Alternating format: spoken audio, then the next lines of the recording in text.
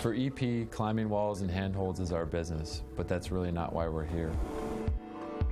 We're here to enrich people's lives and introduce climbing to the world.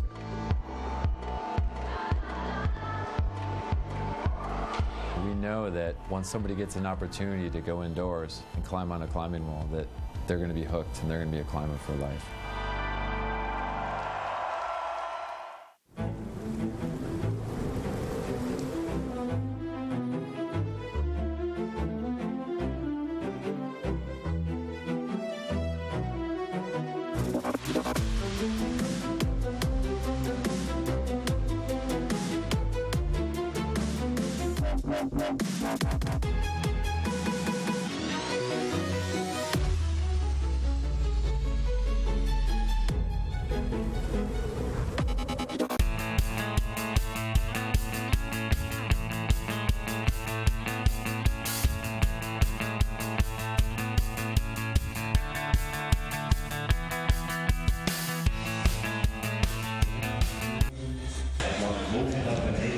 So 1 month after the last IFSC Lead World Cup event in Norway, the season's back. We resume here in Puurs in Belgium, a rural part of the country, 25 kilometres north of Brussels, a population of under 20,000 people, a province of Antwerp that homes the Climax Climbing Gym, which is where you join us here absolutely live for today's 5th World Cup event of the season. If you want to get involved throughout the course of the day, you can do so on social media. You can use Twitter. We've got our own hashtag IFSCWC, so that's IFSC and WC for World Cup. You can see on the screen at the moment the contestants for the male semi-finals. Those screens will roll through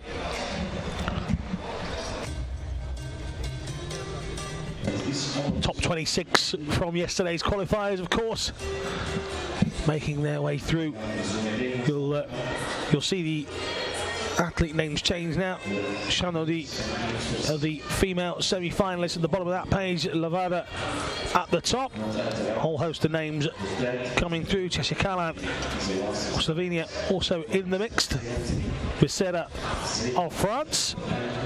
All of the athletes have had their 6 minutes to look at the wall. World champion Jae Kim coming up later in the ladies event as well. So first up in the men's event, this is Stefan Hansens, 29-year-old from Belgium.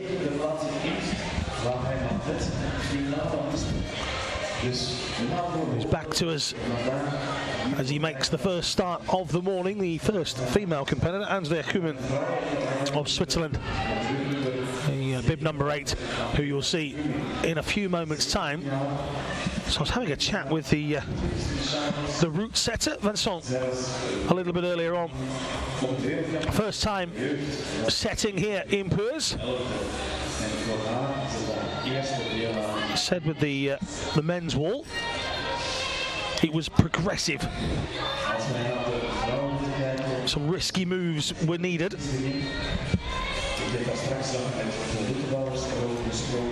Well, no real crooks on the route either. He said that basically he'd set a route where all these guys would just need to take care. They were his words of warning, I suppose. Always nice when your route setter has some words of warning for you. So there you can see on the right of your screen, that is Ansver Kuman of Switzerland.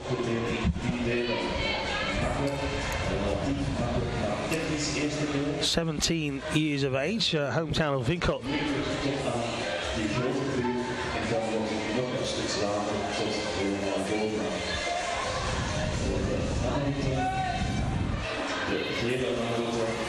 11th place finisher at the recent World Youth Championships in Arco, if you joined our coverage of that just over 3 weeks ago. What you might not see is it's absolutely glorious here in Puurs, although freezing inside the semi-outdoor route. The walls underneath a very long overhanging roof like a wind tunnel, if you ask any of the people behind the scenes here. Everybody out in the crowd, sunglasses on, a few people in t-shirts inside the wall. Everybody has got hats, coats. They've even given us a nice little heater, would you believe?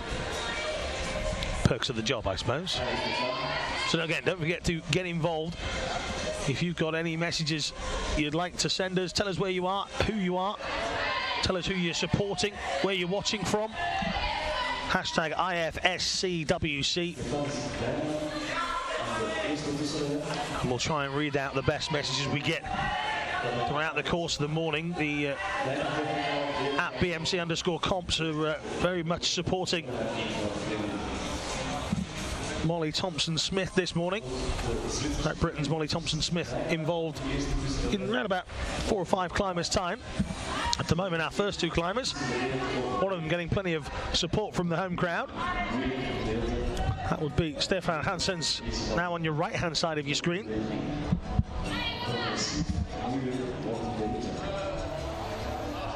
One of the more experienced competitors. He's competition sheet, by my maths, goes back to all of 2000, some 15 years ago. I was old then.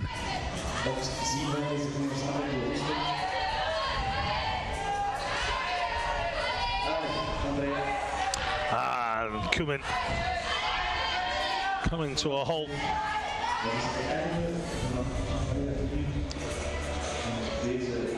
So the first real obstacle here in the men's event.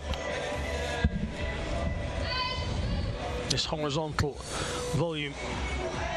Vincent de Roussetta explained to me that was where he felt the real first main challenge came, and from that point, that was the bit where he was on about taking care and a few risky moves might be needed.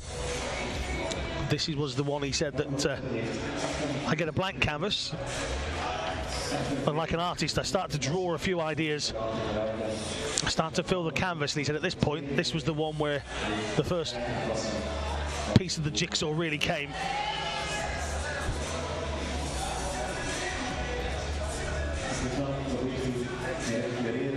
And you can see that Hansen's is,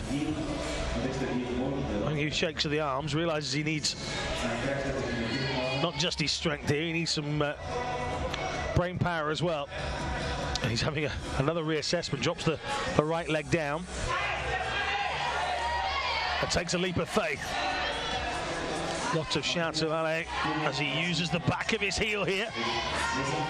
And good start here from Hansen's, and he's hoiking up the rope. Into the clip it goes, and he's just testing his grip with his right hand. You can see that right foot poised precariously, and not enough to hold him as he missed that with the right hand. That's the bit where you're virtually upside down, that start. As I said, having a chat with Vincent de Roussetta, he said that would be the bit that people started to struggle with. And Stefan Hansen's does just that. En ik zie dat hier genoteerd wordt 35 plus. Dus 35 plus, goed om te onthouden. Er zijn maar 8 plaatsen in deze finale. Dus zo kunnen we een beetje volgen. So the route's being reset. The second athletes. Of course, those athletes in the background. And what you can't see to the left-hand side is a couple of hidden rooms. There's some stairs going up behind that big climax board that you see there. Those of you that are new to climbing will know that, or won't know, that the athletes get to come out. They get to look at the route for 6 minutes, and then off they go into isolation. They can't watch their fellow competitors tackle the wall. Just one of the things that makes this sport brilliant. Each athlete has to do it for themselves. once they come out and look at the wall together. They very much a family atmosphere. They all sort of chat with each other. Maybe a few from a couple of nations will have a chat. Maybe there's 3 or 4 from your own country. They'll have a chat. You'll discuss how you think it's going to be done. But of course, when you come out, it's all about the competition. And you're all on your own. Nobody going to help you. So Tina Johnson Gasses.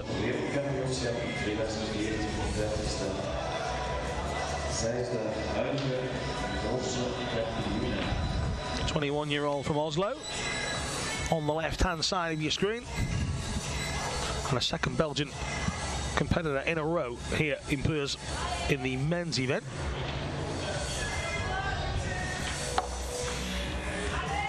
Kaufman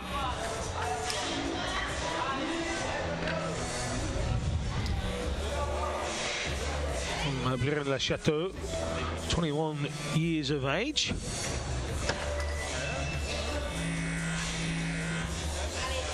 First semi-final he's made in this World Cup series.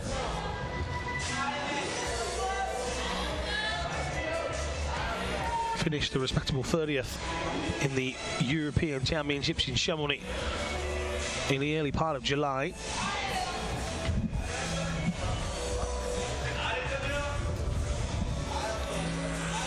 Small crowd joined us so far this morning. Yesterday's qualifiers filled up nicely as the day went on a beautiful, if not windy, Saturday. The wind has died down a little on Sunday morning. There isn't a cloud in the sky. It's only going to get warmer, not just here on the wall. The action itself, once it gets to the finals, is hot enough. Kaufman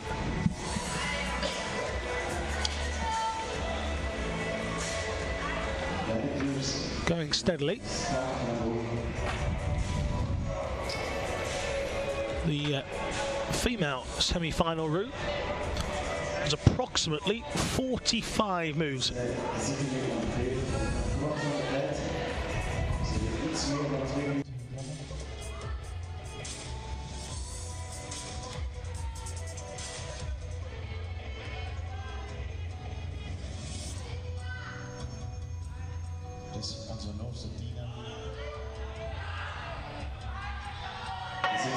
Again, lots of shouting and cheering coming from the spectator areas. A lot of those, of course, friends and teammates from yesterday. Some of whom perhaps didn't qualify, but of course out here supporting. Now Hachers says on the left-hand side. And Kaufman not making it as far as he would have liked. As I say, the first real test is that horizontal grey volume that he's not got near that, so I'd be disappointed with that.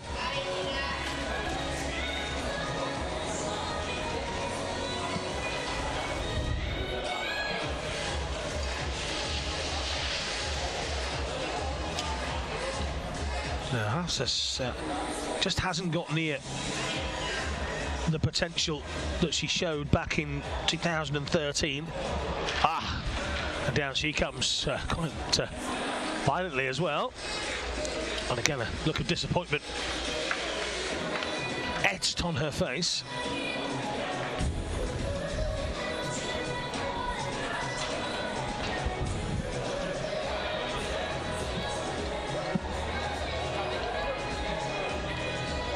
Second place finish at the European Youth Cup in Stavanger, Norway in 2013. Became a finalist in the World Youth Championships that year as well. And a bronze at the European Youth Lead and Speed climbing in 2013. So you can see that the potential's there with Tina Johnson Hassas, but again, just not able to show us that here today.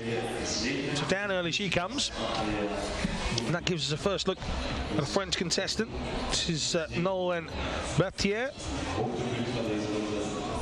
Betier. Bij de mannen nog altijd Stefan Hanses met 35 plus. Ondertussen 2 nieuwe kenners die in onze halve finale komen kennen. 22-year-old, not the tallest in stature. I think that's the polite way I have to say these things. From Lyon. So, speak to any climber and they'll tell you that, quite frankly, there's no secret to your physique for this. Some tall, some short, some show how strong they are. You can see the muscles on Marcello Bombardi on the right hand side. Betier, small but mighty, as they say. 22-year-old making a decent start.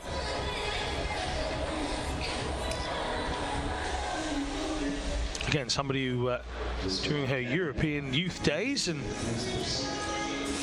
showed a great deal of potential.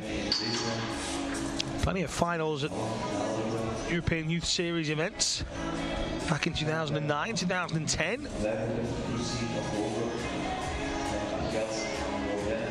Appears to be her first time competing here in Puurs.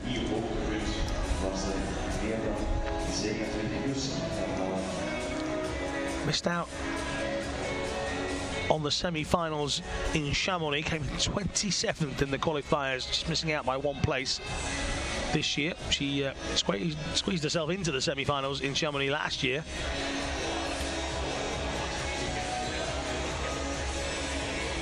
And she is going steadily away on the left-hand side of your screen. Also 22, the Italian Marcello Bombardi.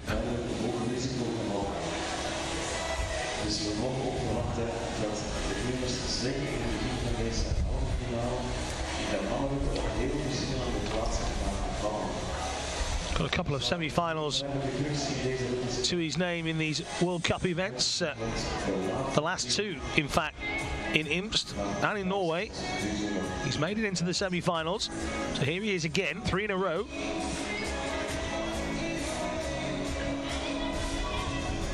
Be desperate to make a final.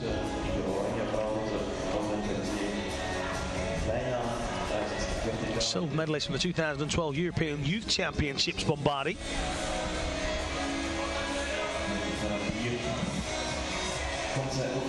Just got his hand on that ring on the right hand side of him. I won't give him much help. A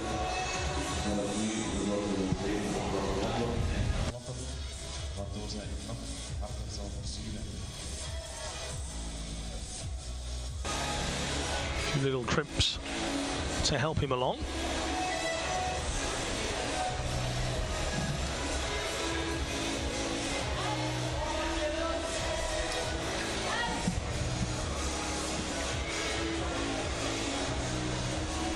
Good arm strength there from Batier, and well, another that doesn't quite make it as far as the route setter thought. But it would take these guys to start to struggle, and you can see the shake of the head from Bombardi. Maybe a couple of guys this morning, just not at the races.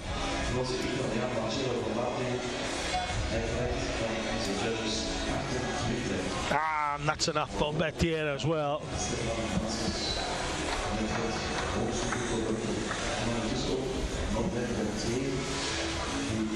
Betier just struggling as she started to take on that first orange volume.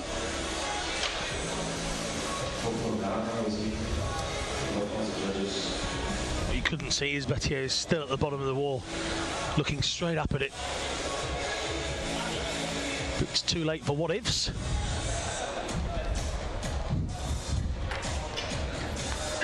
And what might have been. Betier heads to the ground. What we'd like is, if you are watching anywhere in the world, get involved. Send us your messages. Tell us who you are. Tell us where you are. Tell us who you're watching. use the hashtag IFSCWC. Nice and simple. Hashtag IFSCWC. I don't care if that's on Instagram or Twitter. Send it. Even send us a picture. Maybe you've got your feet up this glorious Sunday morning. Send us a tweet. Let us know who you're watching and where you're watching from as we await the next set of athletes to make their way out.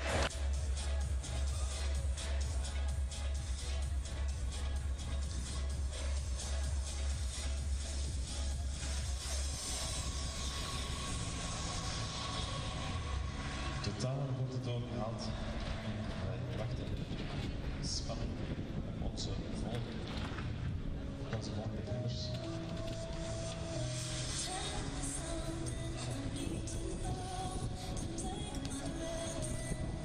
En voor de mannen komt hier de Rus Mikhail Chernikov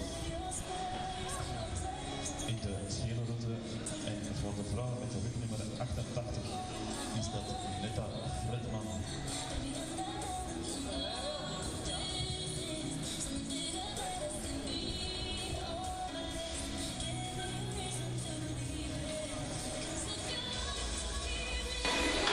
Now, Netta Fredman of Israel, the only Israeli athlete in either categories. 98, her bib number. Just come out, had a good look.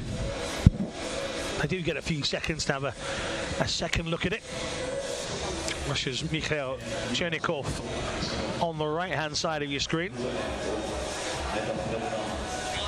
30 years of age, Chernikov.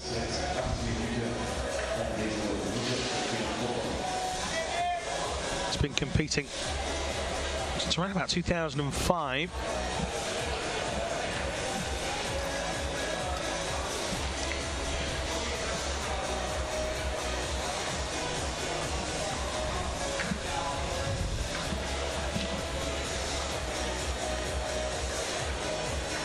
Numerous fourth place finishes at various events. Never quite making it onto the podium.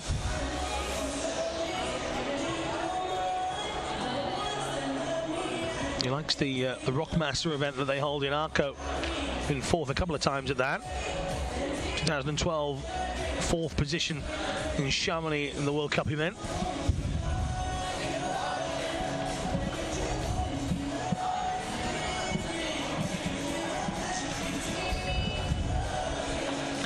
This year, 3 18th places in a row.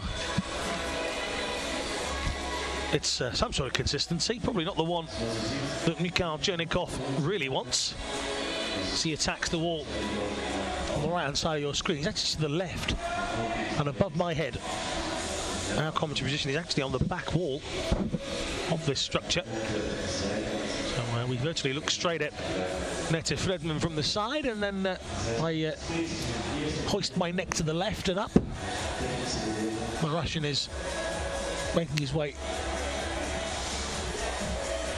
towards the point of where this wall really starts to overhang.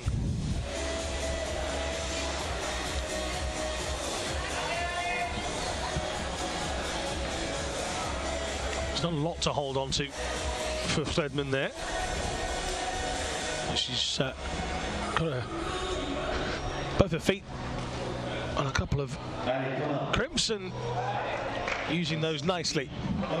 Our announcer here puts the kiss of death on Mikhail Chernikov. Shouts alley, and the moment he does, down comes the Russian.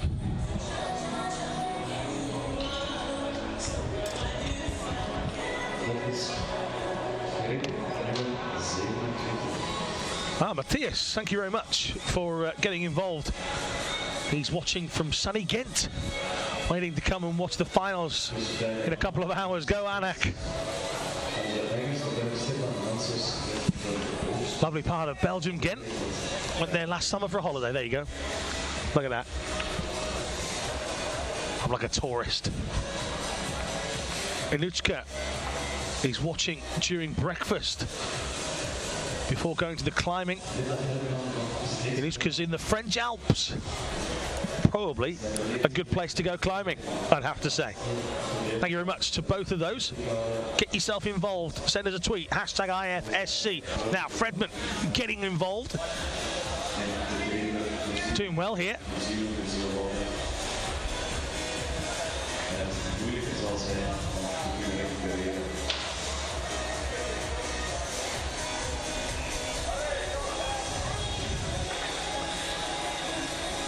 I say this is the first of the protruding volumes from the wall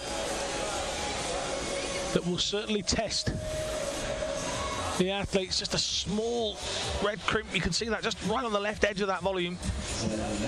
Not a lot to get hold of, and you can see here Fredman now starting to struggle.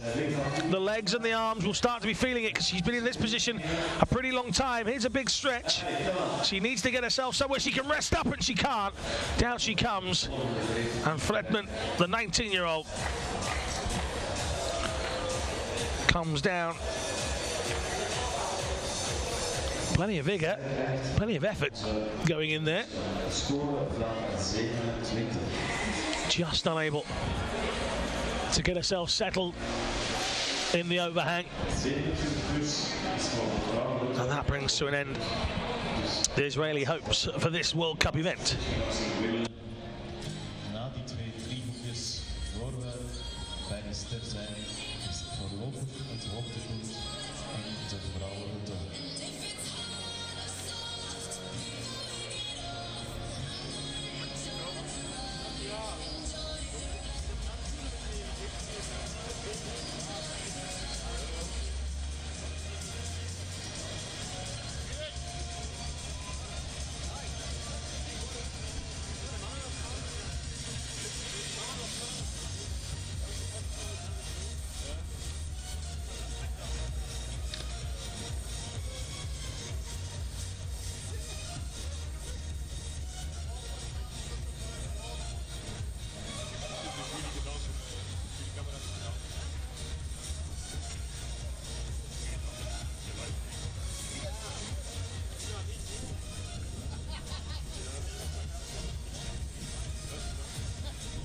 Ondertussen staan ze twee volgende koers klaar. Bij de mannen is dat Nohu Nakano uit Japan. Een heel sterke kandidaat die verrassend genoeg ons wist te verbazen. Eerder dit jaar in Briançon, waar hij tweede werd. Hij is tevens een hele sterke boulderaar, waar hij op de wereldbeker boulder in Hayang in China dit jaar ook al het finale houdt. Now, a lot of British hopes resting on this young lady's shoulders at the moment. This is Molly Thompson-Smith.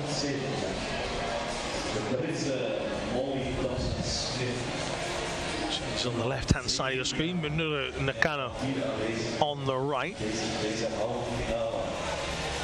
Silver medalist, the European Youth Championships last year. Molly Thompson-Smith, second in Edinburgh on that day. She'd already won one of the European Youth Cup events in the Youth A category in Imst. How will she fare here?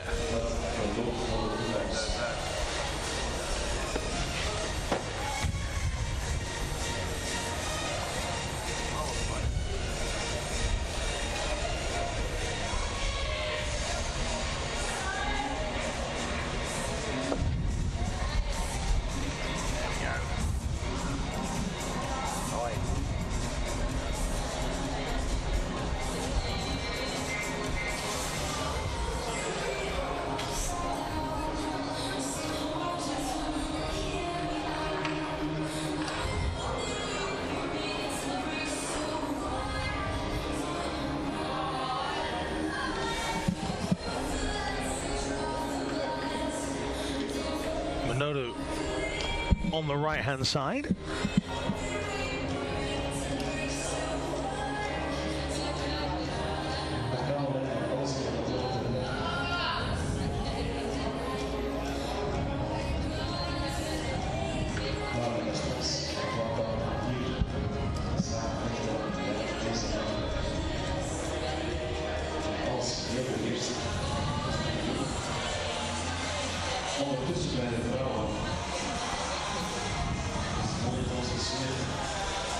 wij het eerste Olympische gedeelte, het eerste verticale gedeelte. Voor deze zijn die van even geleden gereden. En ik zijn die kleine gedeelte. Rechts van de rand, dat die grote wordt is aan de aanvallen.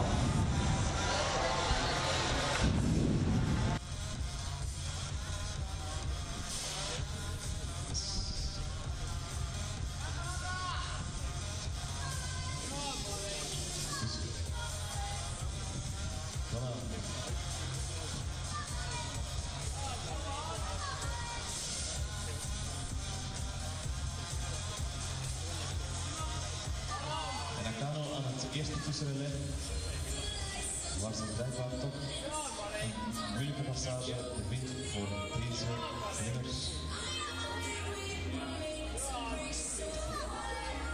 Allez, kom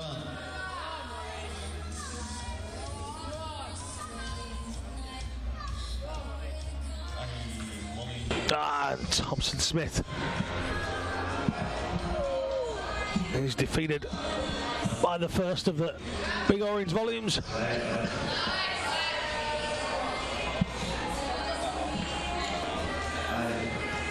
horen op de vrouwenroute dat de route progressief opbouwt. Blijkbaar een eerste crux op dezelfde plaats valt omschrijven aan de 27 plus. Dus ook voor haar staan er nu 3 vrouwen op dezelfde plaats met 27 plus. Nog altijd hetzelfde hoogtepunt in deze route. Minoru just resting up.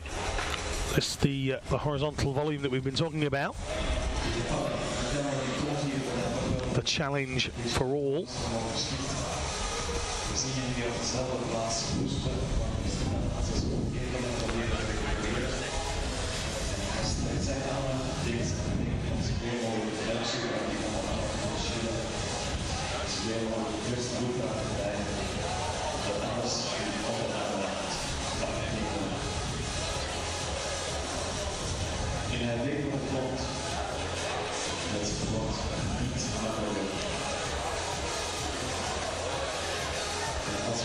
Yeah, he competes in a lot of bouldering events, does Nakano. Just missed out on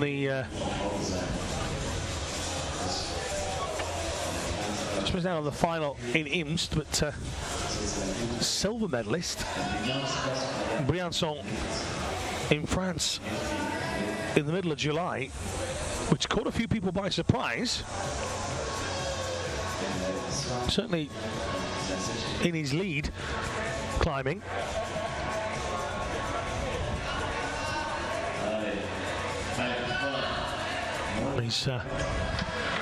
He's the furthest of the athletes so far. He's got past that little challenge, but no more. A lot of energy used in that.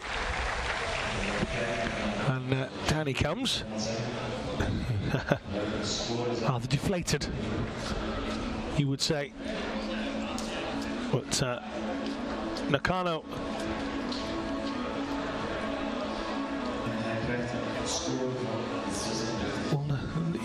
he'll have gotten the furthest of anybody so far. Will it be enough to take him into the final? That much we'll have to wait and see.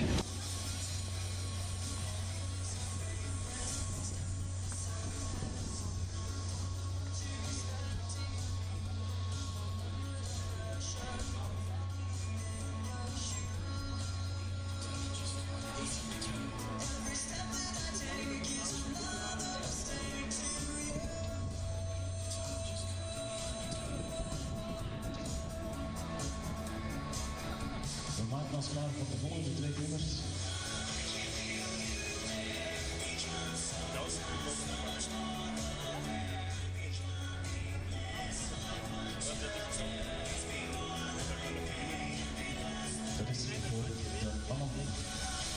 Now don't forget, get involved. Hashtag IFSCWC. Want to send us a message? Tell us where you're watching from. Tell us who you're watching. And we'll try and read out some of the best tweets we get throughout the course of the day. A couple of people already watching while they're having their breakfast. One of them heading over here, Mattea 6. Where's Inushka? He's off to climb the French Alps, as you do on a Sunday morning.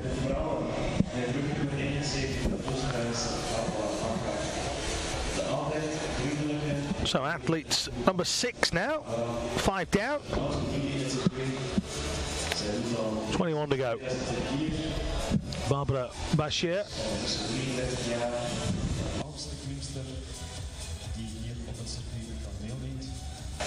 Bakker, should I say. Barbara Bakker of Austria on the left.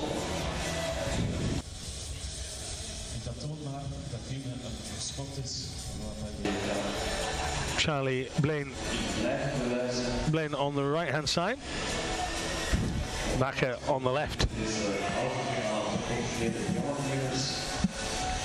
Again, these athletes in a holding area until they're allowed to come out. Just joining us, they all came out this morning, had a look, assessed what Vincent, the route setter, had done.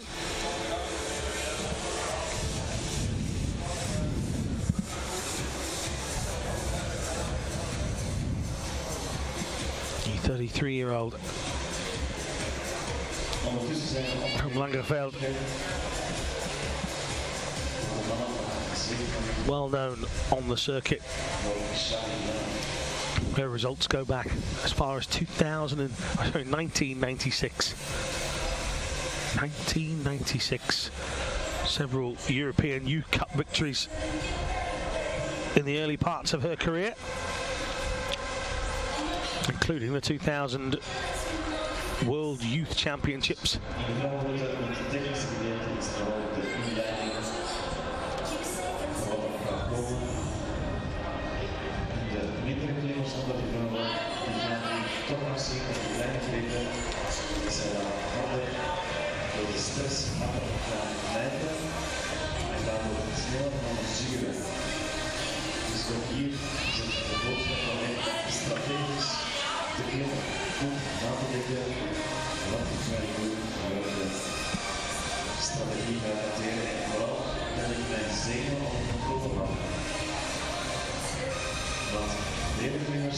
This year's World Cup events not been too kind for Bakker.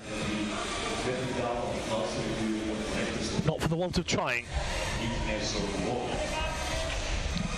This is only a second semi-final of this calendar year in the World Cup events. The last one was in Stavanger, and she's so back-to-back semis. Might just be the sort of inspiration that Bakker needs.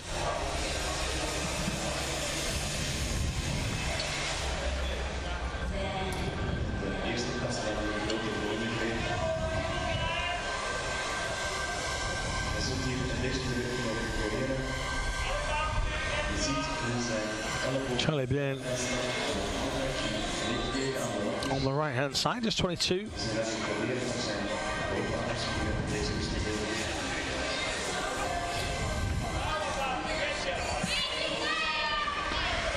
13th place finish in Chamonix at the European Championships. Certainly pulled it out of the bag for that. Also a semi-finalist in the World Cup event there. Since then, though, just failing to recapture that sort of form out in the qualifiers in both Briançon and Imst. Didn't go to Stavanger. So here he is, Charlie, with the horizontal volume that's caused a few tricks to people so far. Bakker going well on the left-hand side of your screen. And, well, as I say that, that's exactly where Netta Fredman came unstuck. And it's caught out the experienced Barbara Bakker as well.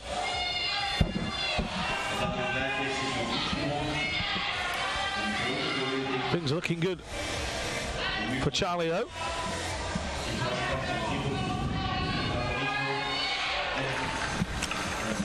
And that's like a double curse.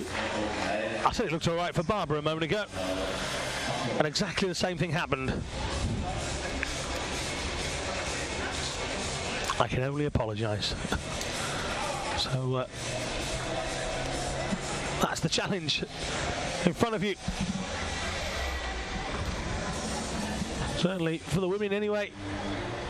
Here at Climax Gym in Puurs in Belgium for the 2015 World Cup.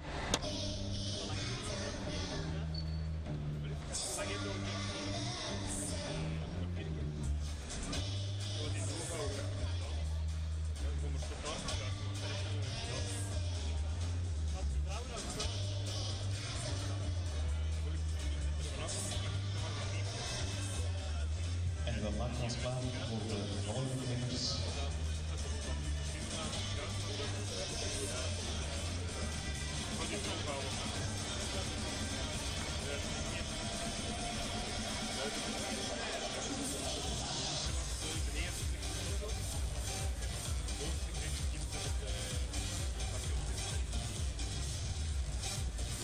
De volgende man die nu buiten komt is de Fransman Bonzon, 20 jaar.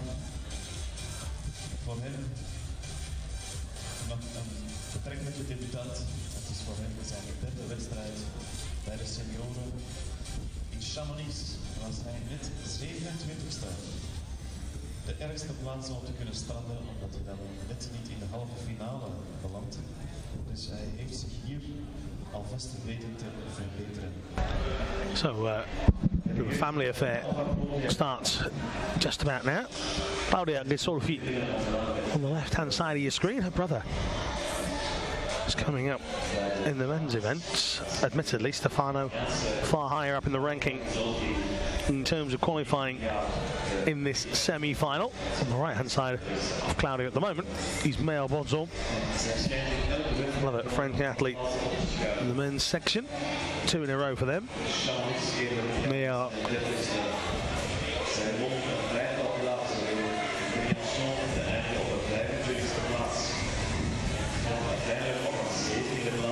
Sophie, just 19, hometown of Torino. As some of Bonzon's chalk lands all over my desk. That literally is how close we are to the action here this morning.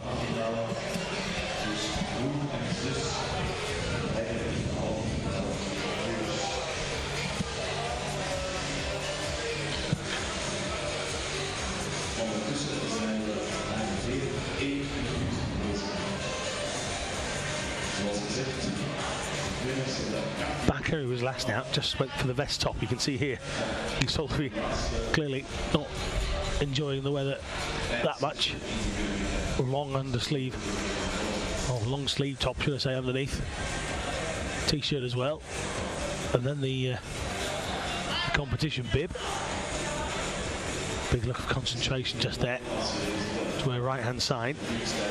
As I say, we get a side profile from where we're sat, as well as the screen splitting the two athletes. And here you can't quite see the lean back from Gisolfi. Just having a look up at what's to come, having a think about it.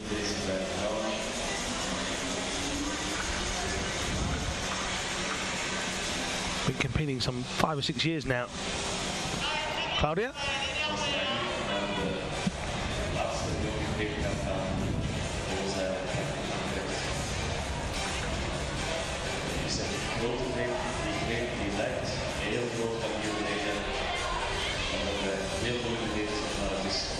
Mio Bonzon, 20 years of age.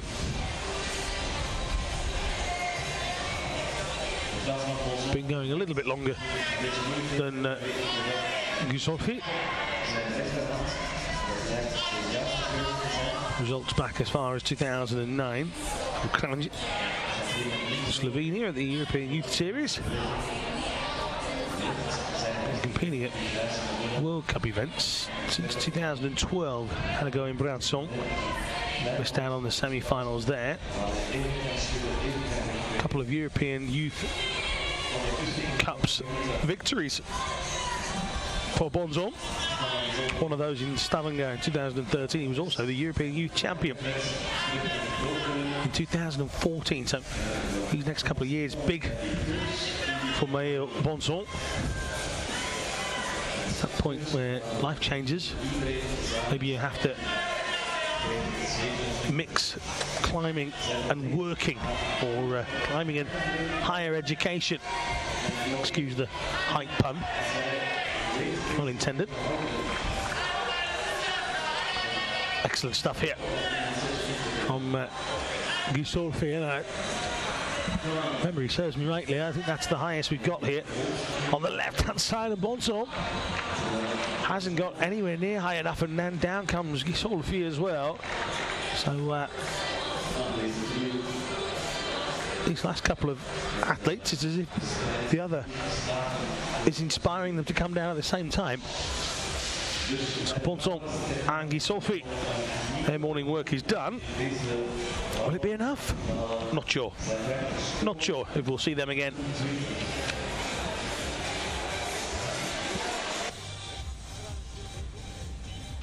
Obviously, you can see, as again, all of the action being brought to you live via this stream.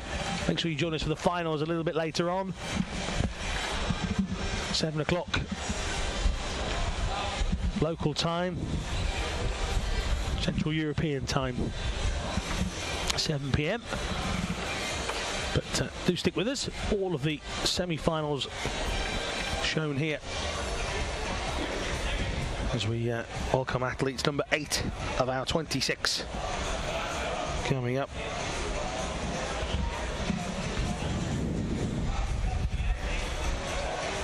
For the men, one of our Spanish contestants, Javier Geno Blasquez.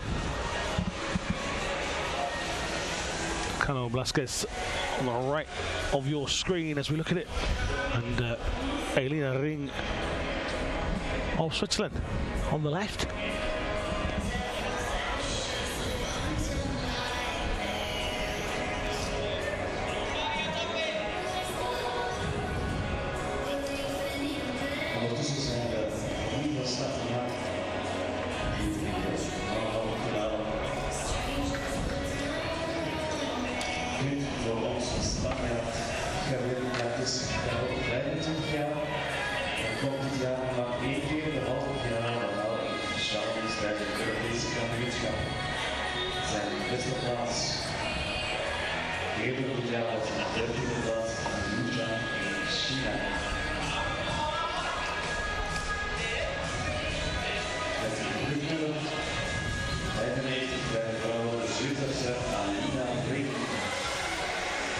Year-old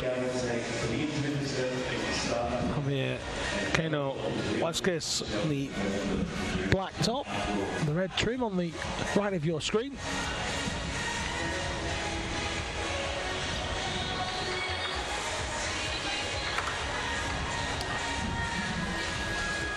Our announcer pausing for some water here in the venue. Not surprising, he's been talking for 45 minutes solid. Seems a nice fellow. I'm not sure about the flat cap.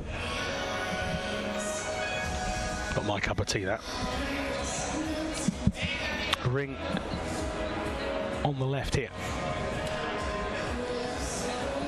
16 years of age.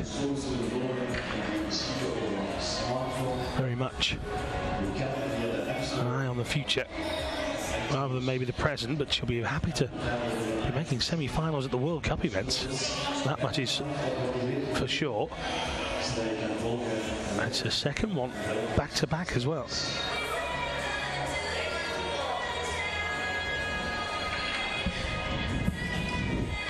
her second World Cup event of the year. She competed in Stavanger last time out, got to the semi-finals.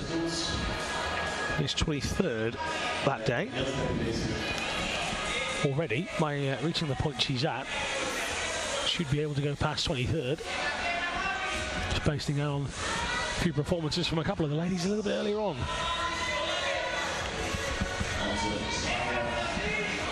And a bit of a dangerous game being played by Keno Blasquez there, hanging from this tricky little volume that has caught a couple of guys out. Not that the route setter thought that this one was the problem.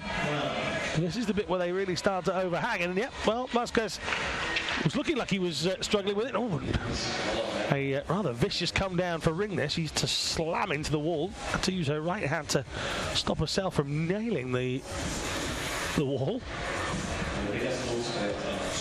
Hope she's not damaged herself too much, but again, as one goes, the other follows here at the 2015 World Cup here in Puurs. Don't forget, if you're watching this, whether you're having your breakfast, maybe you're watching from somewhere else in the world, it's a bit later at night, but earlier in the morning, wherever you are, whoever you are, get involved, get on Twitter, hashtag IFSCWC. We're looking at all of those tweets that come in. If you want to send us a message, maybe you can take a picture of your laptop like Matthias did earlier. Show us how you're watching it, who you're supporting, where in the world are you watching this from. Get involved. Hashtag IFSCWC. So that's the International Federation of Sport Climbing, IFSC, and then WC for World Cup. Those 6 letters in a row with the hashtag. And we'll try and read those out as they come in, as we look forward to our next athletes.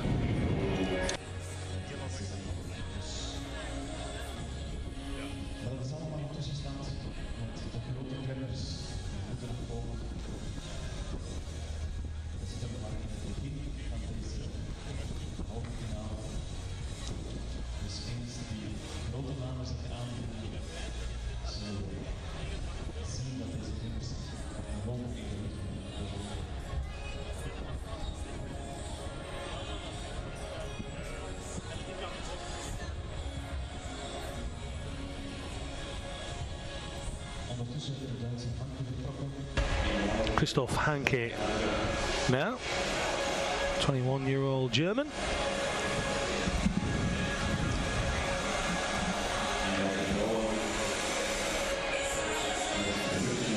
On the left-hand side, Rebecca Stutz of Switzerland. Rebecca is 23 from Urdorf.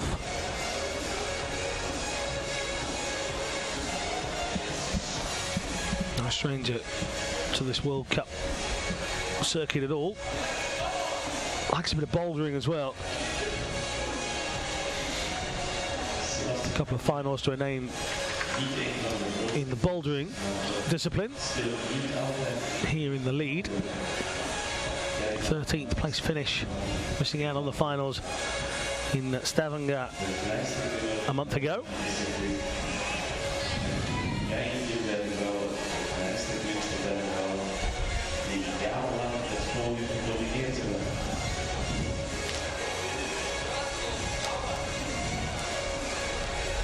Competed here at the World Cup in Puurs in 2011.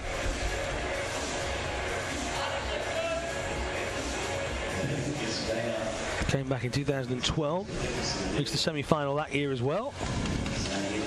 Did exactly the same in 2013.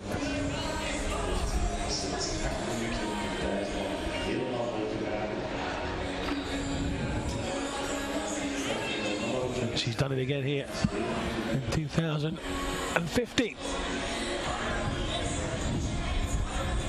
How high up the wall and how high up the leaderboard can she go? Can she get herself a place in the final? Tricky old thing, this. Lots of people anticipating the Markovic-Kim battle. But, of course, Anna Verhoeven will be very keenly watched on by the home crowd.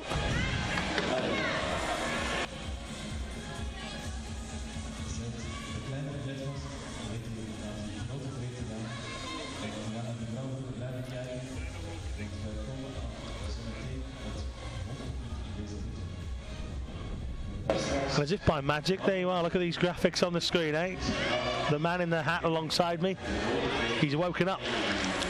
Just as Stutz comes to a halt, and that's not going to be good enough to progress.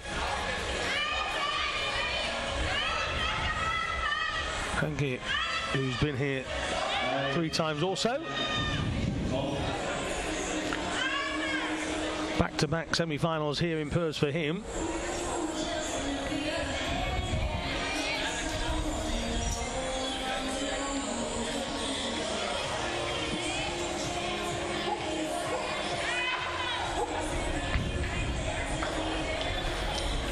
Year-old just shakes his hand loose a little.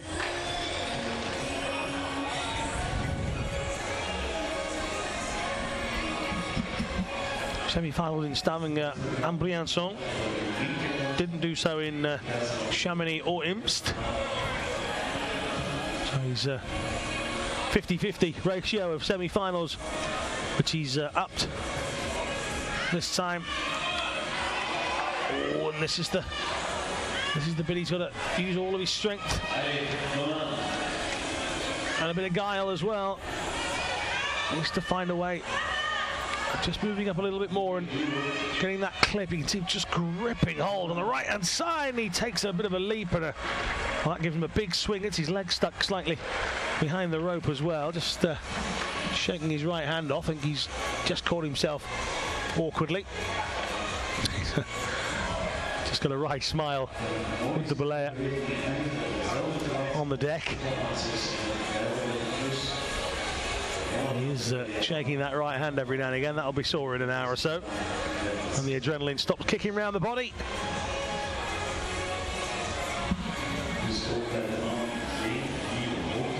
So Henke and Stutz are done.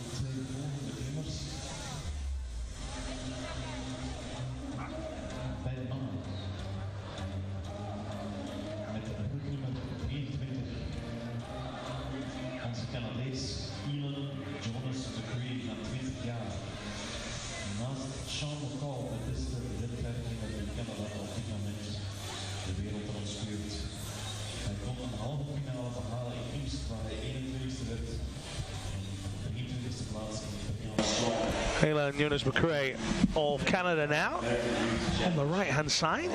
Alice Dufresne of France on the left hand side.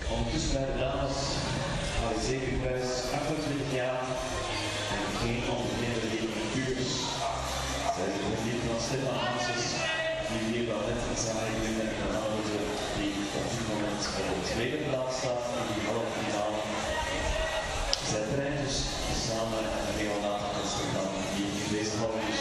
Zij kent de structuur, zij kent de namen van open en van deze routes.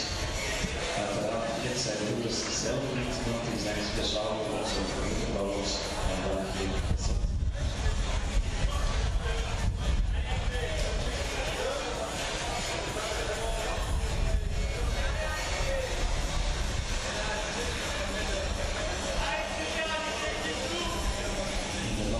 McRae here, 20 years of age. Didn't make the semi-finals last time out in Stavanger. He did in Imst,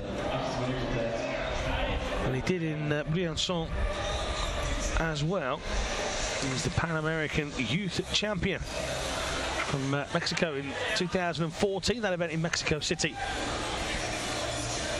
He won the male juniors lead competition. He also took 4th in the bouldering competition as well, so bit of a Canadian all-rounder. Ilan Jonas McRae. Now Dufresne is 28 years old.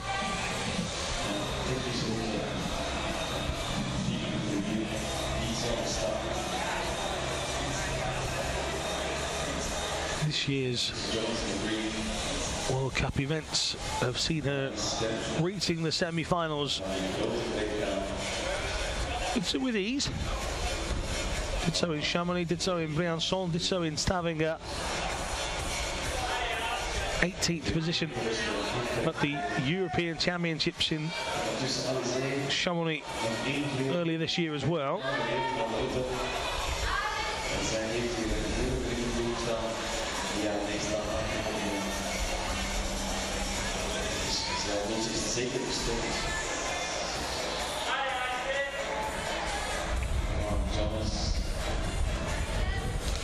Again, another one of those choosing to wear the longer sleeve top, try and keep the muscles warm for the journey. Elan on the right of your screen. A vest top is enough for him. Gives you a chance to, oh dear, well. Elan comes down with somewhat a disgruntled look. He's actually looking straight at us here. And he's waited all that time, and he'd be disappointed with that, massively so. Here though, the 28-year-old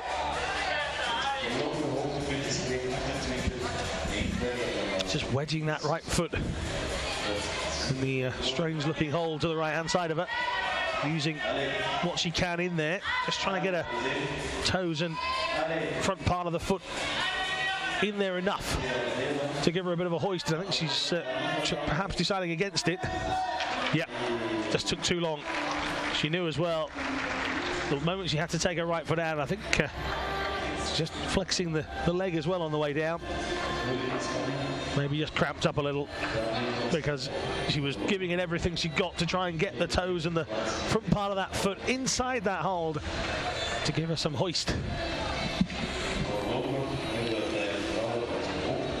The only thing she got was a sense of falling.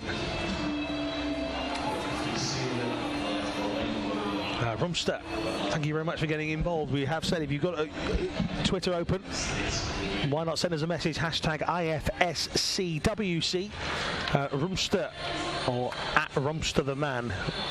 Obviously they're your words, not mine. At Rumster the Man is watching online from Holland, from the Netherlands right now, but it's not far. I've driven it myself. He's going to come. He'll be here for the finals to watch it live a little bit later on. So a short drive from Holland. We're not many miles or kilometres, as we say, to the north of Belgium. So Rumster will be here later. Thank you very much for watching the semi-finals as well, though. Starting to warm up a little bit. That might be the fire that's been set behind me, the little heater, but it does feel like it's starting to warm up. Jenny Lavrada of Italy up next.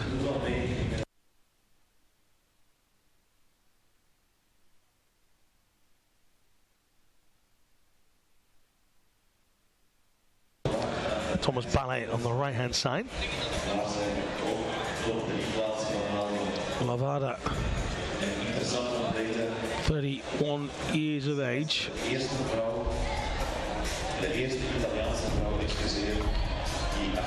Profile picture, by the way, on the IFSC website of short spiky hair. Not sure if she looks back at that and thinks, what year was that? Why did I do that?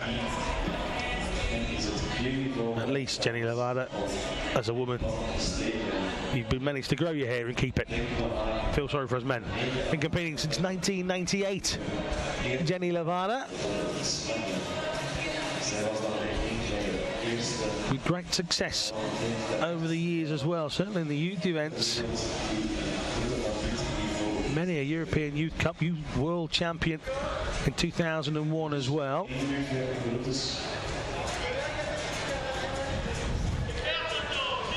2003 victory at Arco in the European Youth Cup.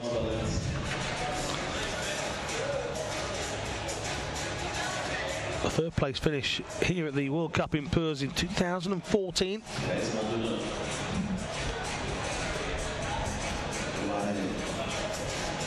kräftig zijn om te bedrijven om zo meteen in die grote realiteit waar een Puurs aankomt.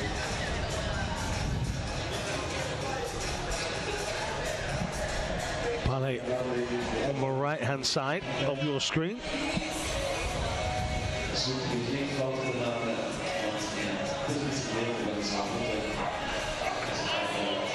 Makkelijk op de voet verkeerd zetten. 26-year-old.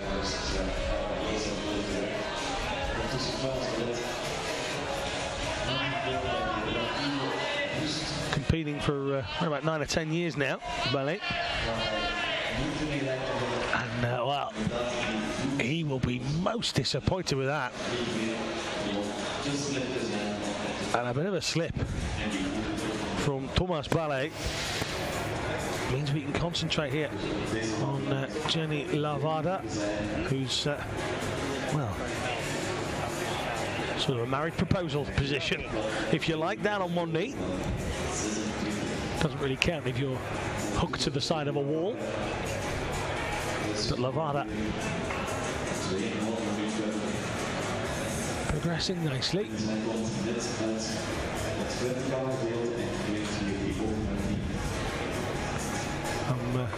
I've named this hold the chicken. I've no idea why, but it just looks like a chicken from the angle we're at. So she's moving on from there. And that means that the whole crowd has stopped. They're bringing both men and women out together, keeping them in order. So if one goes, you get the full attention of the crowd and all of our cameras. So Lavada now the sole focus point of everybody here in Puurs in Belgium. The 31-year-old won't mind that. Vast experienced. Vastly experienced. Semi-finalist in Stavanger, semi-finalist in Imst, also in Briançon, finished in exactly the same position as well, 21st. Reached the semi-final stages of the European Championships in Chamonix, whereas actually she missed out on the semis in the World Cup event that day. Or that weekend, should I say. Also competed in the European Bouldering Championships as well, earlier on in Innsbruck in May, and well, down comes Lavada. Not quite the whip that Ben is talking about. So it's fun to watch. Everyone's taking some big whips on the routes. Thank you very much to Ben getting involved. Oh, Nenuchka even followed me. Look at that, hey? What's that all about?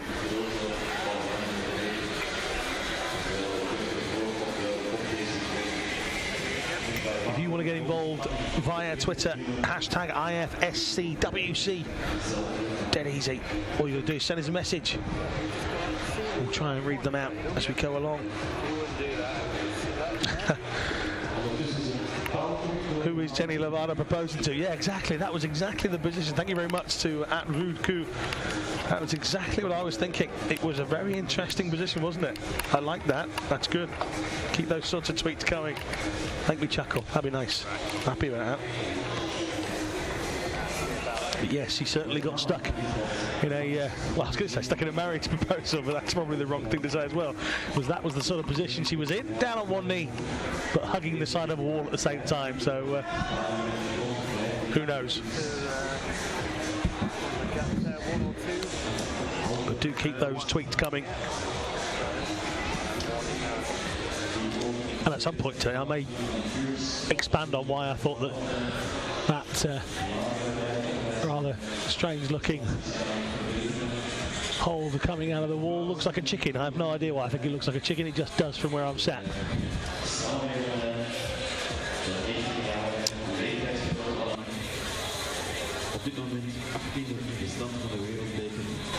Salome Romain of France on the left-hand side of your screen now. Salome Just 19. But has got plenty, I'm talking bags of it, potential. Lots of finals in European youth. Just missed out on the European Youth Championship medal in Edinburgh early this year. Something she picked up the year before. She was bronze in 2014. Just missing out this time. And then coming 5th at the World Youth Championships in Arca a few weeks ago. Hopefully you were there for our coverage of that.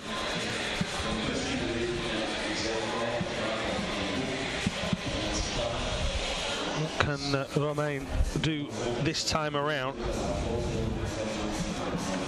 Athlete number 12, so we're one away from halfway in this morning's action.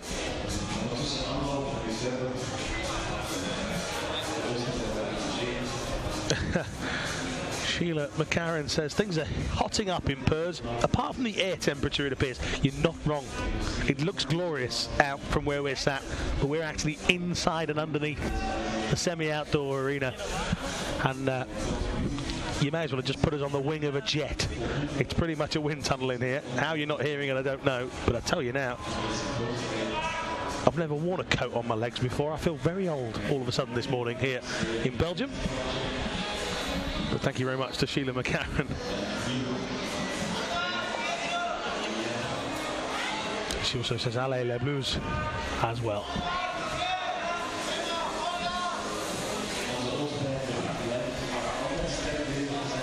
Now on the right hand side of your screen is the Austrian Max Rudiger.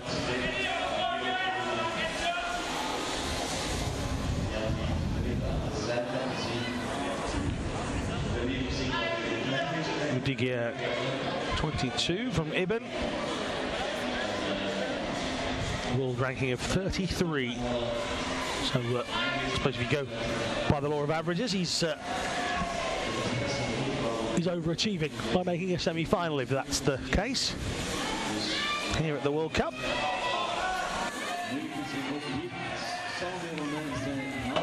Bit tricky here for Romain. She's just whipped past these couple of volumes and tried to leave them behind. Now that's around about the furthest anybody's been here in the female section, so Romain sets a new target.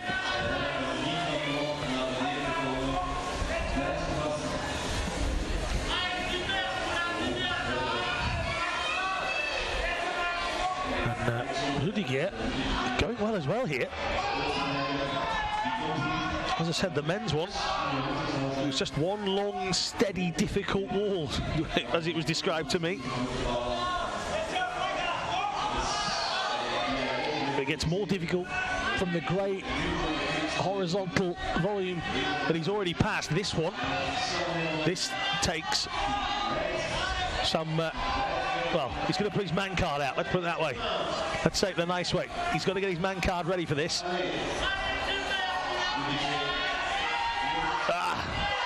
And he's, yes, well, shout you will. He gets a round of applause though, because I tell you what, he's the first to get there. Talking to Vincent earlier on about that, as we concentrate on Romain, who is making light work of this. She's certainly putting herself in contention, just needs to get a grip on her right hand. She's looking to go a little bit further before she clips the rope on. Now she's thought about it, takes the left hand away. She's got a left heel hooked in behind. We'll come back to Rudiger in a moment, because I didn't think Romain was going to go much further. You can see she was starting to tire. A lot of the moves became a little bit quicker, a bit more rushed towards the end there for Romain. But, well, a nod towards the coach, as if to say, do you know what, I'm happy with that. And Mike she beat. Go back to Max Rudiger. Now that was the bit that Vincent was trying to explain to me, that there is a yellow ring, as you could see a moment ago when Rudiger was on that. We'll try and come back to it when the next contestant reaches that part. It was the first chance we've had really to kind of explain it. And Vincent was talking about a risk, a big swing movement needed to get past that big red volume with the yellow ring on the side. Not a lot to hold on to, not a lot of grip, and it was going to take a big swing and a whole bag of bravery to get round it. I think that was why Rudiger was annoyed. I think he could see his way, he knew what he had to do, just didn't come off, did it?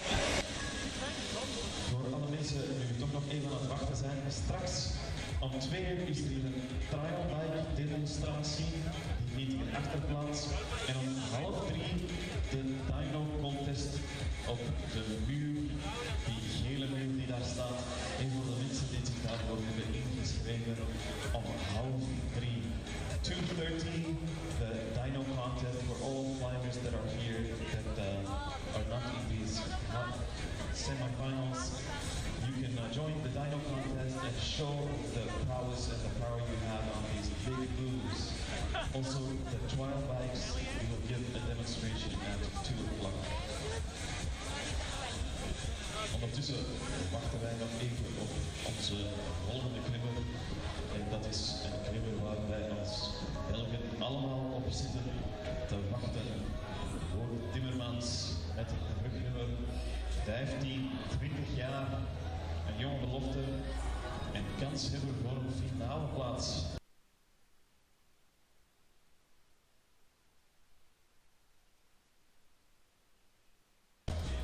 Hij behaalde reeds dit jaar een 10e plaats in Briançon en een 12e plaats in Staanvanger. Wat wil zeggen dat een 8e plaats vandaag echt wel kan inzitten. Hij is vice-wereldkampioen bij de So keep those tweets coming into us then, hashtag IFSCWC, keep the tweets coming. Sheila McCarran says, follow that ladies. She's talking about Salome Moramin as well. Yeah, indeed. She came down looking slightly disappointed, and then I think she realised how far she'd gone, and maybe somebody just leaned across in her ear and said, you know what, that's the furthest anybody's been yet, so don't worry. But yeah, Sheila McCarran, absolutely spot on, follow that.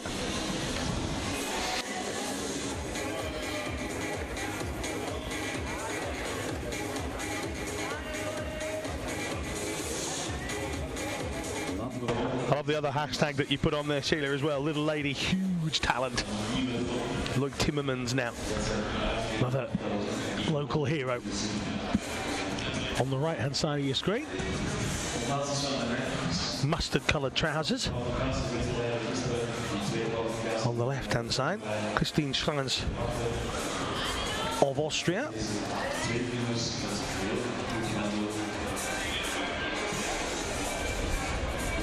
And this is the halfway point, of course. 13 of the 26 who have made it through into the semi-finals.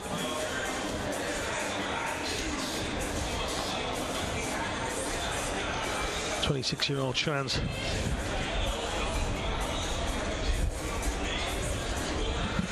Seventh place in the final in Imst.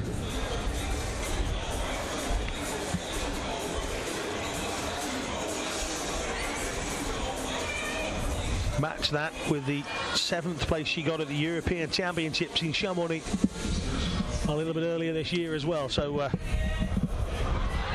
Solomon Romain has set a benchmark, but here is somebody that's capable of making finals on the big stage and won't be frightened of any of the obstacles, volumes in her way.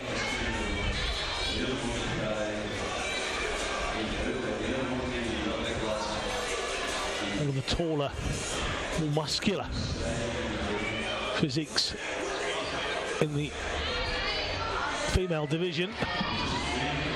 I'm just concentrating on Timmermans as he climbs nigh on above our heads here. He just combats the first slight overhang.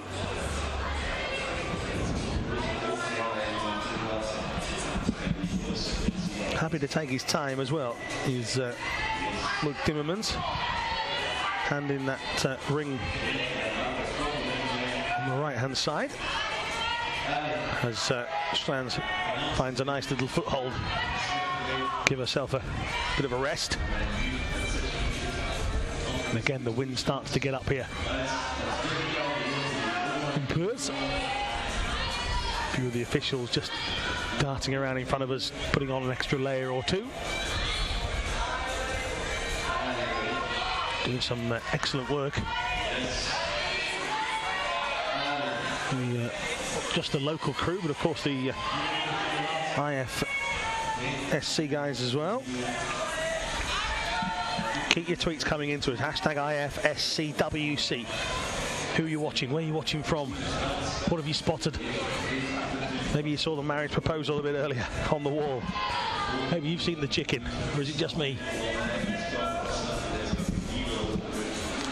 Send us your thoughts. These two are pretty much neck and neck, by the way. Just a stretch too far for Christine Strands. And, well, it goes to show you how well Romain did just a few moments ago.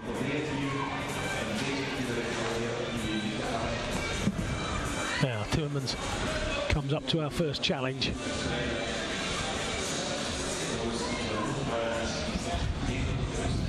Not the rest of the walls are walk in the park, by the way. That's not what we're saying. But from a route setter's perspective, he knew that he'd given his athletes a bit of a rest underneath this grey horizontal volume. But from that moment on, he just described that as getting more difficult as you go. So, for Timmermans to do something here, he's got a constant battle from the moment, if and or when, he gets past this obstacle.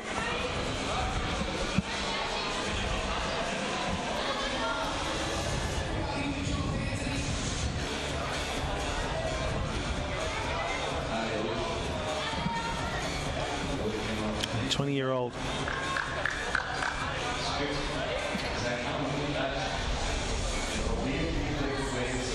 Currently world ranking of 15th.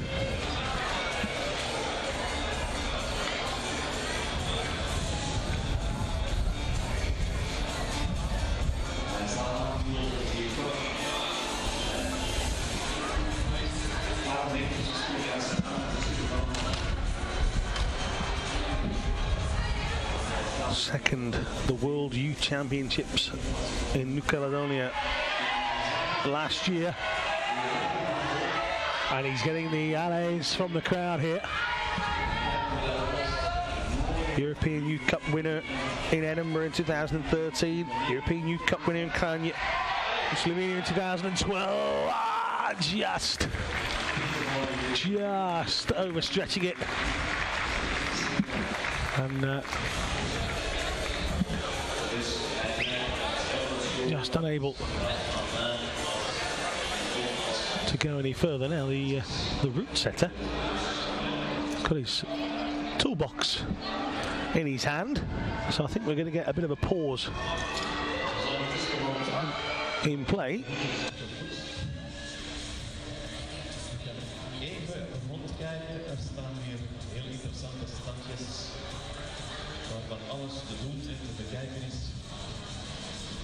Je kan hier klimmen, je kan je inschrijven voor de finalwedstrijd, je kan hier op 4 vakken klimmen, je kan hier naar de stand van een aantal producten kijken. Voor wie honger heeft, die kan hier ook wat eten en drinken. En dan straks om 2 uur is er een demonstratie. So halfway through, a bit of a clean up is in process on the routes.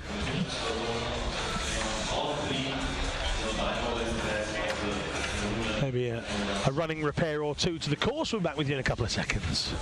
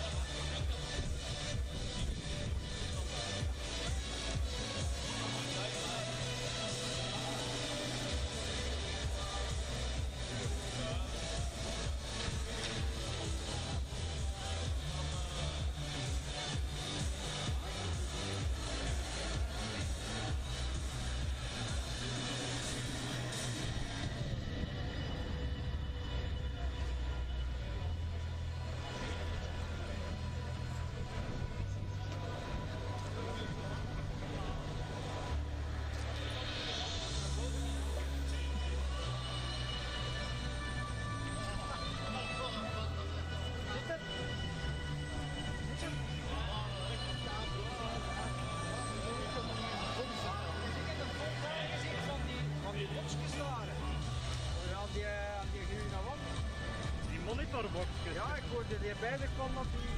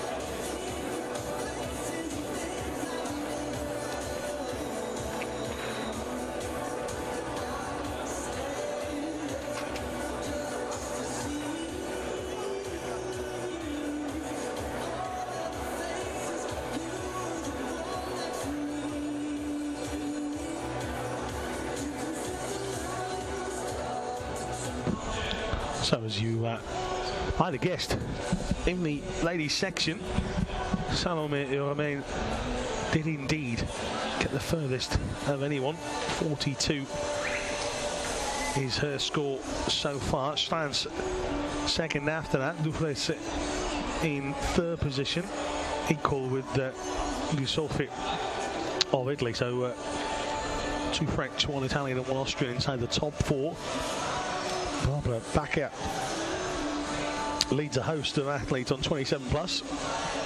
Molly Thompson-Smith being one of those. Hafsas another, along with Anze Kumin, who was first to come out. So that's the top 10 as it stands in the women's section.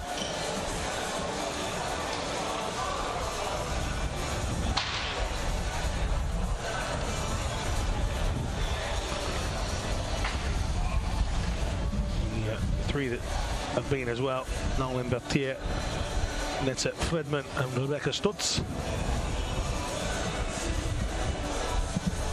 Rest of the field to come.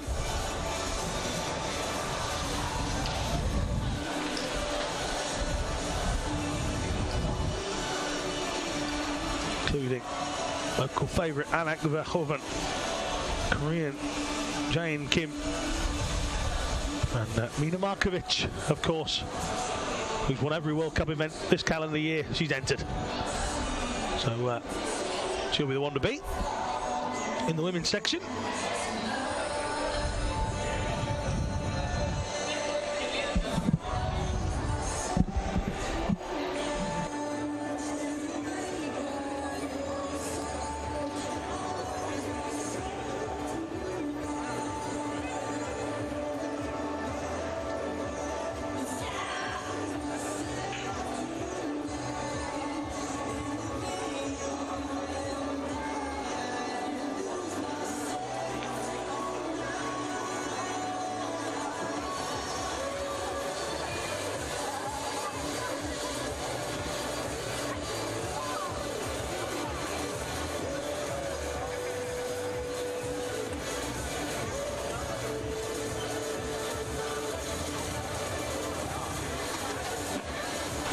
So in the men's event, Max Rudiger went the furthest so far.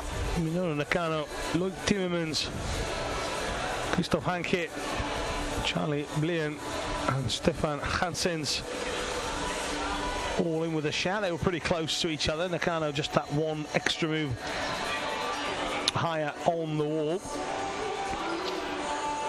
Bonzon just in behind there. Ballet in bottom position at the moment. But with lots more athletes to come.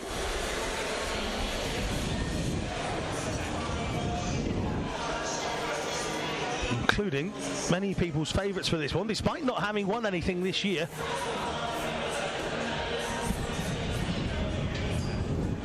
Adam Ondra.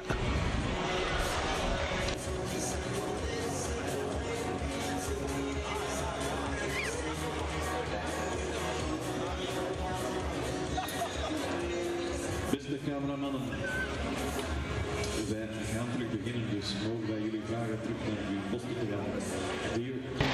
Romain de Grange and Gauthier Soupe are in pretty good form as well.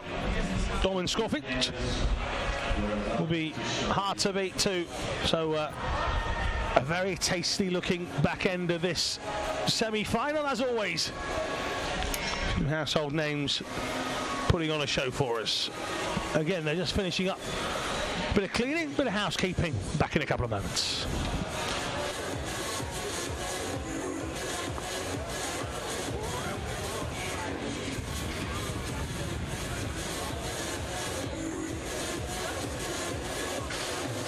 Ondertussen zijn de routes gevoerd en zien wij hier Christian Beekman, een van de routebouwers, met de hoogtewerker terug buiten rijden. Dat betekent dat we ons klaarhouden om de tweede reeks van onze halve finale aan te pakken.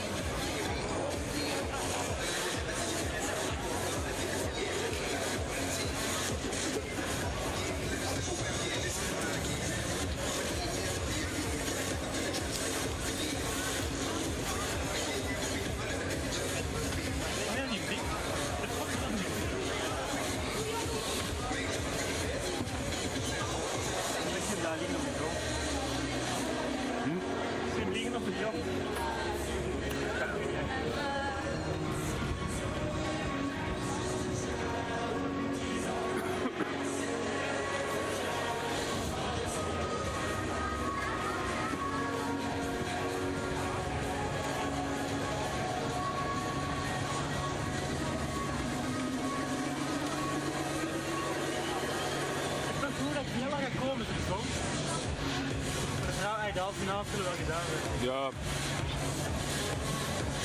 is best spannend voor je. Ik moet eerlijk zijn, dat mijn naam is wat net.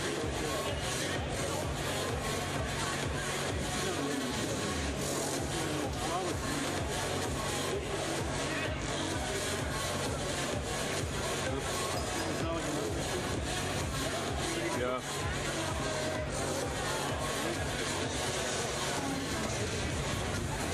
Ja, we zijn er.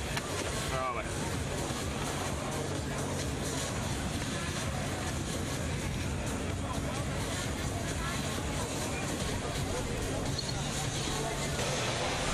So a small break in proceedings here in these semi-finals. Just a bit of a clean and a few bits of tightening going off from what we could see. Nicky van Bergen on the left-hand side from the Netherlands. People watching in the Netherlands themselves. So they'll be supporting Nicky van Bergen, I'm sure. Thomas Johannes on the right-hand side. Johannes, 20 years of age, current world ranking of 14. Semi-finalist in Stavanger last time out in the World Cup. A finalist in Imst, finishing in 8th position. Semi-finals, Briançon and Chamonix, so certainly somebody who's used to this level would, I'm sure, like to make a few more finals on his route now. Nicky van Bergen, 23 from Amsterdam. Hasn't competed in the World Cup since Chamonix, which was the only one she competed at. And as soon as you were there for the European Championship, it probably made sense to do so. So Nicky van Bergen here at her second World Cup event of the year. Finished the 14th in Chamonix, came 9th in the European Championships, which was one position better than she did in the European Championships 2 years earlier in 2013. So progression, if not slow progression, but progression nonetheless.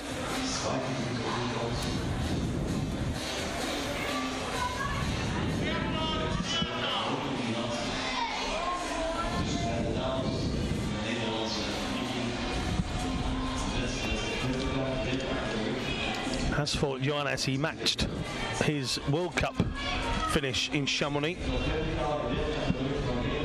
when he went to the European Championships as well. 10th position.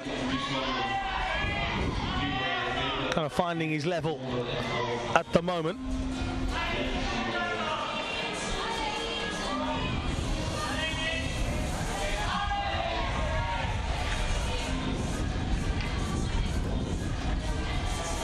Bergen has breezed past that first rather large orange volume that quite a lot of the ladies have struggled with. So what can she do now? Left herself dangling a little there. Slower progression for Johannes. Not necessarily about speed. He's going to just try and get to this resting spot, and Van Bergen goes. So Romain remains our current leader. So concentrate now on Thomas Johannes.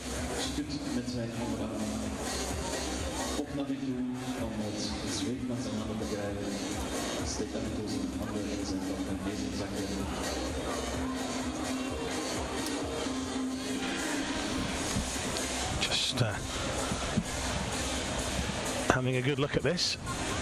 Johannes.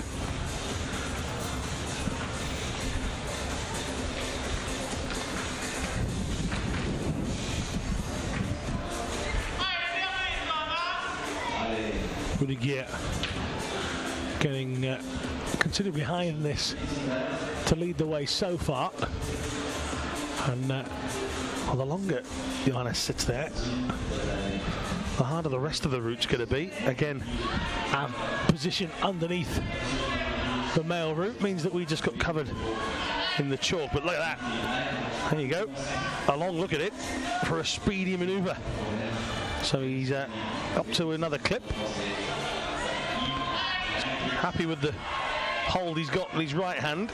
Wants to use a little bit with the left as well. He's virtually upside down, not something that the camera angle will show you necessarily. As he leaps away, the right hand doesn't grab hold of what he thought he could. Brave manoeuvre from the youngster, but a petulant response from the Frenchman.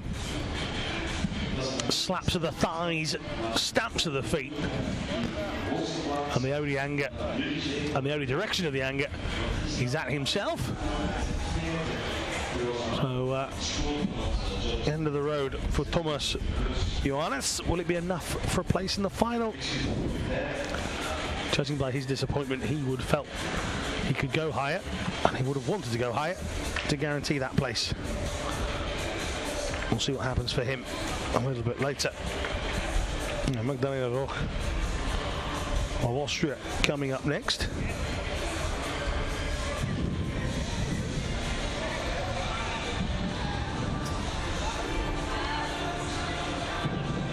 Mario Lechner, also from Austria, coming up. So two Austrians together.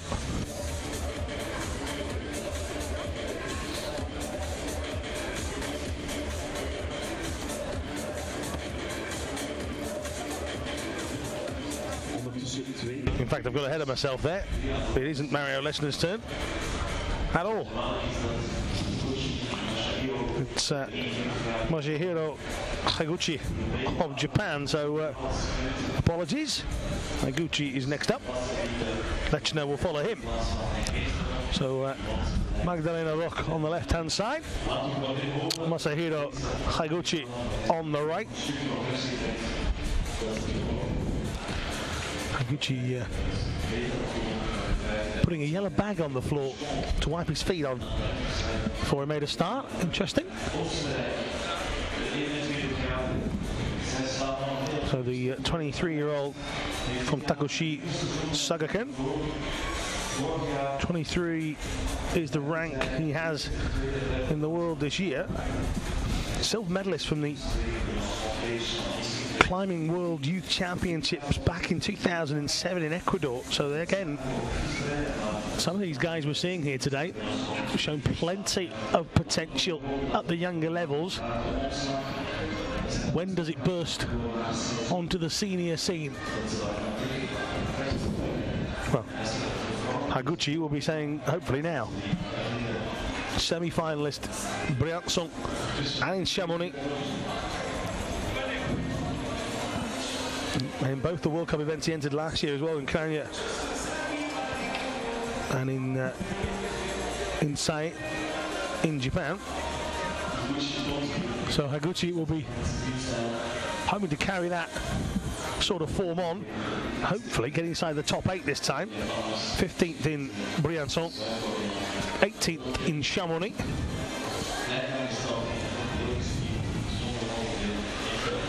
A 8th place finish at the World Youth Championships in 2010 in Edinburgh as well.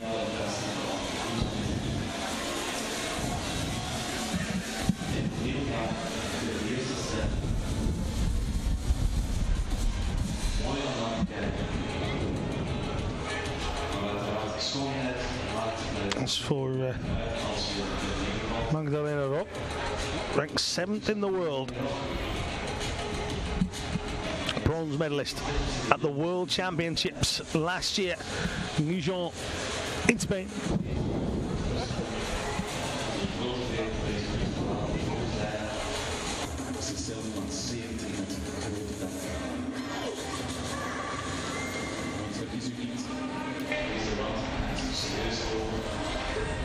So Rock might be the first challenger to Salome Romain's current position at the top of the leaderboard. Don't forget to get involved if you are on Twitter. You can join us, join in with the action. Tell us who you're watching and where you're watching from. Hashtag IFSCWC.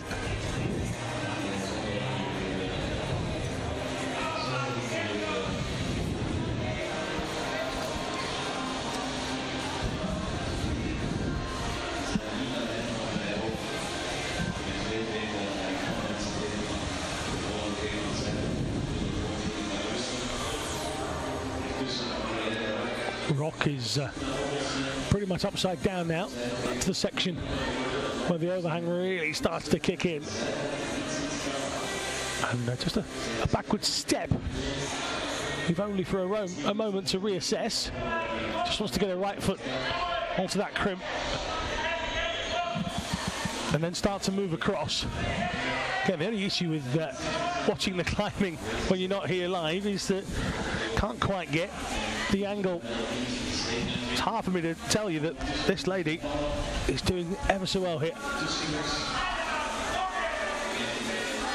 That right hand now, along with the left foot, which is just wedged against that crimp on the big 3-spiked silver volume. Down comes Higuchi. A round of applause for him from a couple around here. Higuchi does fairly well there. Now, this is excellent for Magdalena Rock. How much further can she go? Again, you can see that the ponytail just dangling in the air at the moment. She's just pulling a bit more rope through. There's a clip to her left-hand side. You can just see by the graphic on the screen at the moment, a finalist in the last 3 visits here to Puurs, including a bronze medal in 2012. She needs to make a final first before thinking about medals, but she certainly made this part of the journey to the podium look quite easy. How much further can she go from here? How much further does she need to go from here to get to that final? All these questions have got to be answered at some point.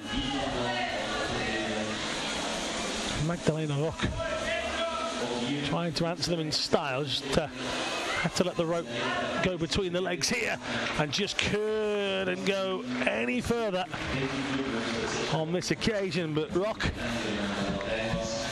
has done a sterling job here, and we'll see where that puts her on the leaderboard.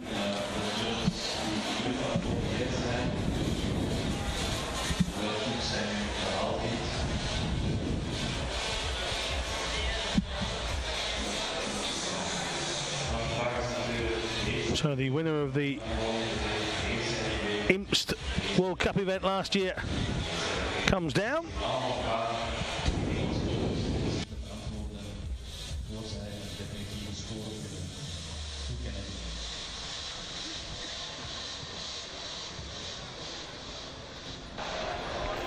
Up next, Mario Lechner, as I said a little bit earlier on, but ahead of myself with that one.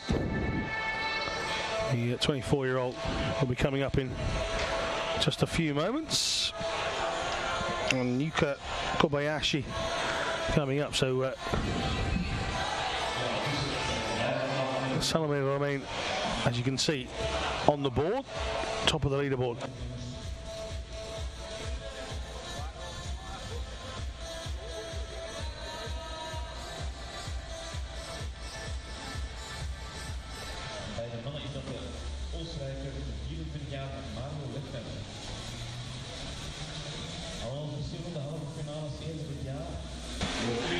Yuka Kobayashi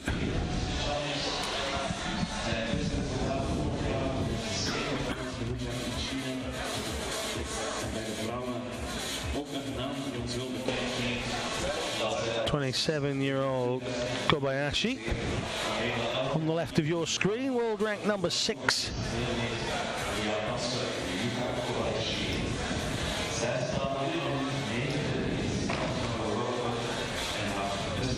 Silver medalist of the Asian Championships in 2008.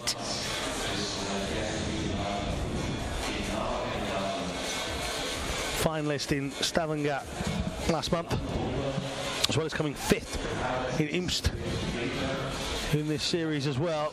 And then the 2 semi-finals for Imbrancion and Chamonix.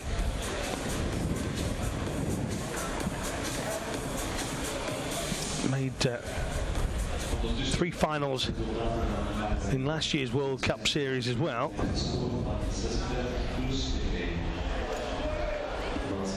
As well as a 7th place finish at last year's World Championships. So the lady with number 99 on her back, hoping to have 99 problems, but this wall ain't one, as some would say.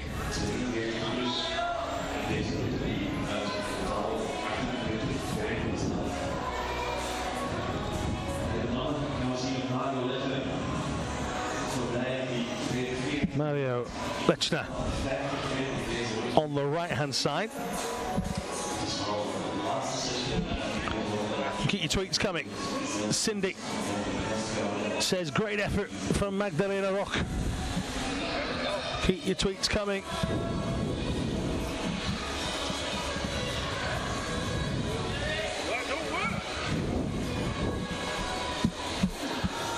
Hashtag IFSC WC. Who are you watching? Who are you supporting? Who's impressed you so far? Magdalena Rock and Romain of France certainly have put a shift in the women's event. So far, Max Rudiger of Austria has done best. On the men's route, his compatriot here, Mario Lechner, will be looking to match that, the 24-year-old from Zil. And he is not a happy bunny. Not a happy boy at all. An expletive being launched from his mouth at the wall but probably himself, he is nowhere near what would be classed as a competitive climb to make a place in the final. And as he looks up, he's just got disgust written all over his face, etched into the lines. And well, if he's had a lack of sleep over the course of the weekend, he can go and catch up on it, because that will not take him through to the final. And that is where most of the anger came from on his way down. That gives us a chance to concentrate on Yuka Kobayashi, who, well, like Magdalena Rock, is moving on nicely. So the current 6th place ranked athlete, ranked 9th in the World Cup Series at the moment. And again, just using that left foot on that crimp on the 3-point volume very nicely. And getting over this bit. This is, we saw Rock in a couple of moments come to a halt on her journey. How will Kobayashi consider her way around this route?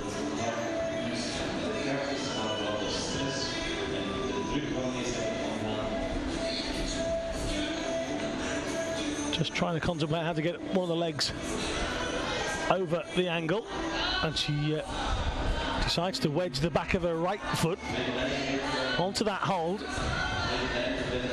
This is nice so far. The next part of this overhang gets even more difficult. You can see the orange volume just above her head now. As you see it, it's virtually level as it is in real life.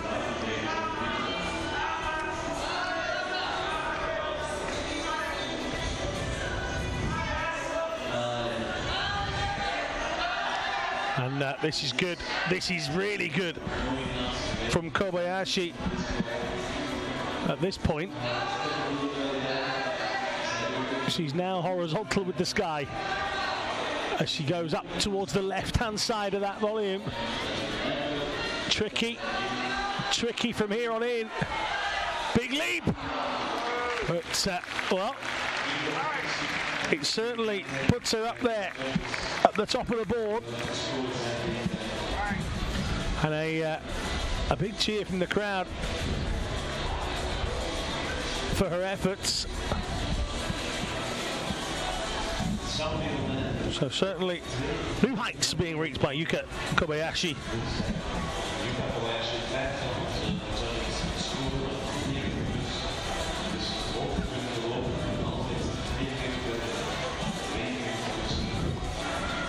Nick, good question. Do climbers save something for a later climb? As in, do they save it? Do they do as much to get by that round? No, not really. It's not that guaranteed. You have to go as high as you can. Equally, the higher you go in the rounds preceding the final, if you are at exactly the same height as somebody in the final and you come off, and they come off, it doesn't get done on time originally, it goes back around. So it's then how high you got in the previous round as well. So there's no point stopping if you feel you can go a little bit further. If you can get to the top, that's the whole idea of the entire sport anyway, is to get to the top, to conquer, no matter what round. Then that's what you should do, Nick.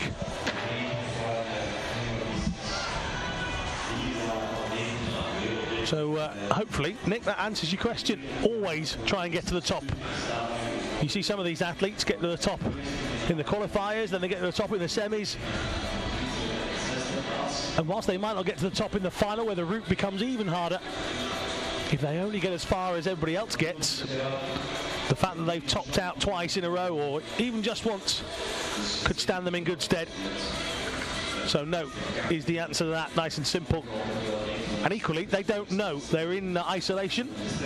They have a look at the wall together, but they all go into isolation, and they don't know the results of the previous athletes in front of them. So you haven't got anything to gamble with. It's like asking to twist at a game of poker without actually looking at your cards in the first instance. It's a massive gamble. So pure and simple, Nick. My point of view would be no. Go as high as you can every time and see how you go. So I'll favourite that. But thank you very much for your tweet. Andreas says, watching the IFSC WC Leeds semi-finals is the perfect way to get psyched up for a Sunday afternoon at the climbing gym. Andreas, exactly. And hopefully you'll be back from the climbing gym to watch the finals coverage, which is on at 7 o'clock local time here in Puurs. So Google it if you're not sure what time it is in your country. I'm not going to go get a clock out for the rest of the world, but Andreas, wherever you're from, thank you very much for tuning in and watching this morning. Thank you to Nick for your questions. Thank you to Cindy, Sheila, and all the other guys that have got involved so far on Twitter. Hashtag IFSCWC. All part of the stream here for these World Cup events. Now, Matilda Becerra on the left-hand side. Francesco Vittorata on the right-hand side.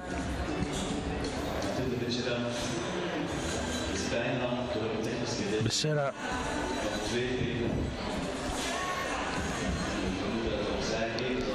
(24 years of age).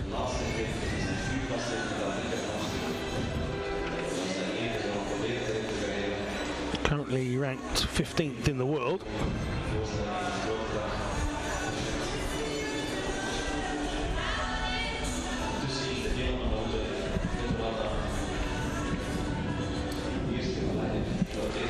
Just missed out on the final in Norway a month ago, coming 9th, agonisingly close to a place in her second World Cup final of the year. Briançon, she came 4th, so just agonisingly missing out on a medal on that occasion. So we're looking for a change in fortunes, will Matilda?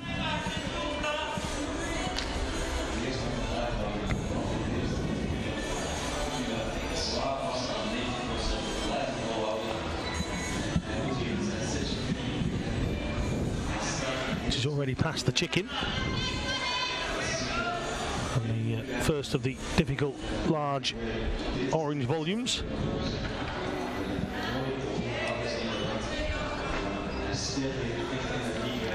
As for Vittorata, 23-year-old from Sadiko, world rank 16. Did make the final in Norway, came 6th in the end. Got semi-finals in Imst earlier in this year, and at the back end of last year in Kraji, where the World Cup comes to a stop. It will do again this year. Join us for that coverage later on in the calendar year. Keep up to date by using the IFSC climbing.org website. All the information you could possibly need to know about climbing is on there. And Becerra comes down, and a shake of the head. And this, I suppose, answers your question here, Nick. She won't know right now whether that's good enough. And that's another reason they all do shake their head. Because they're not happy when they come down. They always want to top. You always want to master it. You saw Salome Romain's facial expression when she came down from the wall a little bit earlier on. Hers was one of achievement, if you like. When she came down, you could see on the face that she felt that she'd gone a long way in that, and that it was difficult enough to have got to the point she'd got to. At this point, she looks like going through to a final place from it. Not looking like it. Matilda Becerra, who's come down early. Now, going over the first real difficult step is Vittorata.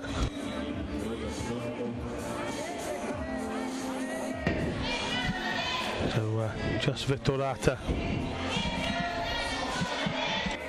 Ali, come on. Ali, come on. En slag pikt zich vast te houden. En kan niet meer zo zeggen. Eindelijk van een moeilijke strijd voor onze Italiaan Vittorata.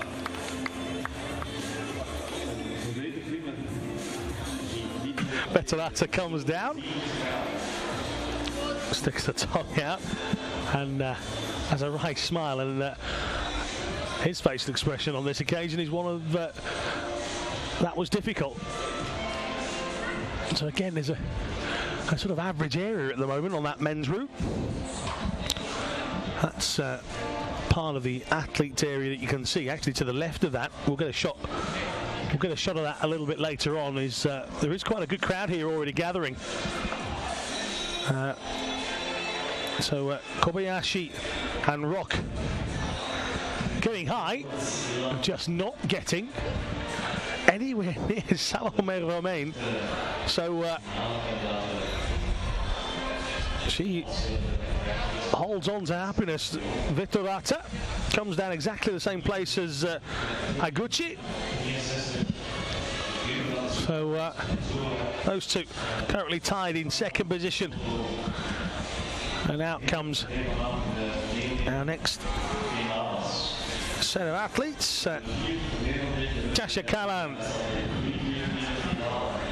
of Slovenia and Stefano Gisolfi, we've seen the sister of earlier on, Claudia. Stefano will be desperately looking to make the final here. Jessica Land, just 18 years of age, hometown of Clowns, obviously where the tour goes to, where the World Cup Series will stop later on the year. Currently ranked 7th as a world ranking, winner of the European Youth Cup in August. All in very good form.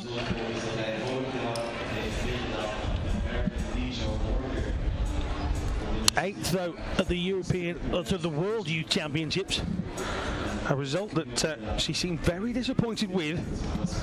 Fancied she could go further than that, did Kalan.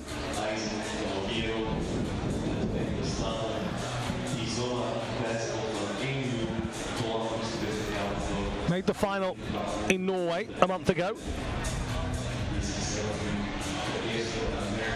Made the final in Imst. Just missed out in Briançon and Chamonix. And just missed out on the final of the European Championships in Chamonix as well. So certainly for an 18-year-old teetering on the senior circuit, just needs that little bit more consistency in getting to finals and maybe starting to medal. These are contestants number 18 on our list.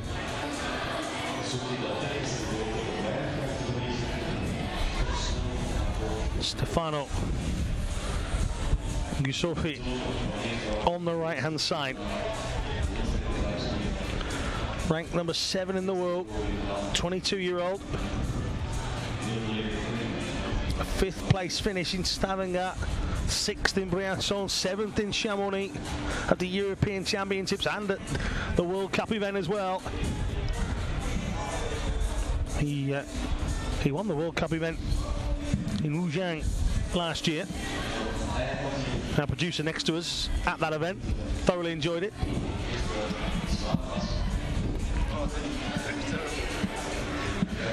A 10th place finish at Imst. Missing out on the final was a low point this year for Gisolfi, and he was visibly disappointed with that on the day.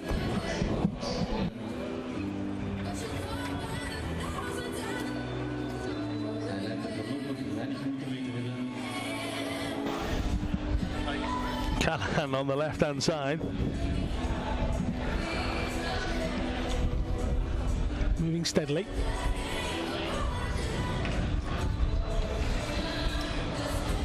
And again, the wind here in Puurs, adding an extra dimension to these climbs. It certainly whips round this semi-outdoor structure. Massive overhang on the roof.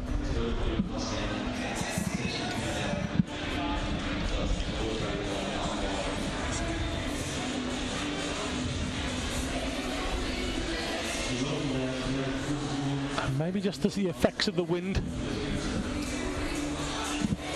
maybe not helping. It affects the men more so. It seems to come in on that side of the structure. Hits the walls and disappears a little.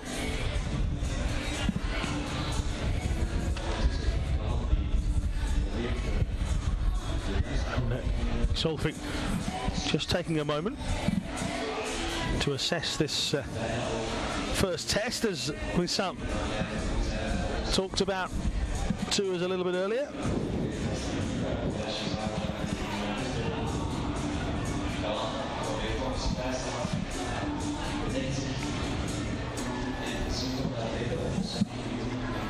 Keep sending us your tweets as well, by the way. Hashtag IFSCWC. Hopefully we're answering your questions and enlightening your Sunday morning. People like Andreas watching it and being inspired to go off to the climbing gym a little bit later.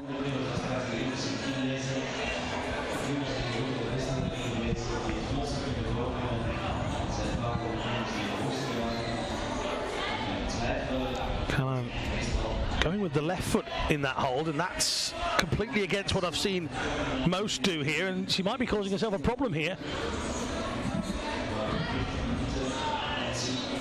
Well, it's worked for her, and that's the thing about climbing. What works for you may not work for somebody else, and vice versa. And actually, on second thoughts, that's possibly the quickest I've seen somebody get through that last bit. So, Sassy Callan, maybe using youthful exuberance, the 18-year-old there, to get past that part. How will she master this? Solfi is over the horizontal volume that has caused a few issues to some. I'm looking up willingly to see how far these guys will get. This is the tricky part here then for Gisolfi. This is that mighty swing that Vincent has been talking about. This is a big moment here in the men's event on the right-hand side. He's got his hand up onto that one. And Callan comes down on the left-hand side of your screen. Well, that does allow us to concentrate on Gisolfi here. This is a big moment. Got to get up to it. He's got there. And a big round of applause from inside the Climax gym area, because this is a big performance from the Italian now.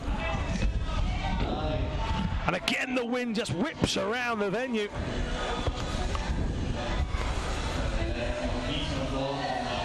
You can just see it blowing the back of his bib. And he is going ever so well here.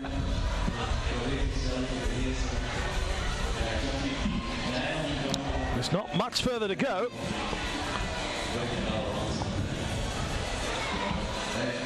And again, if you're pretty new to watching this sport, let me tell you right now,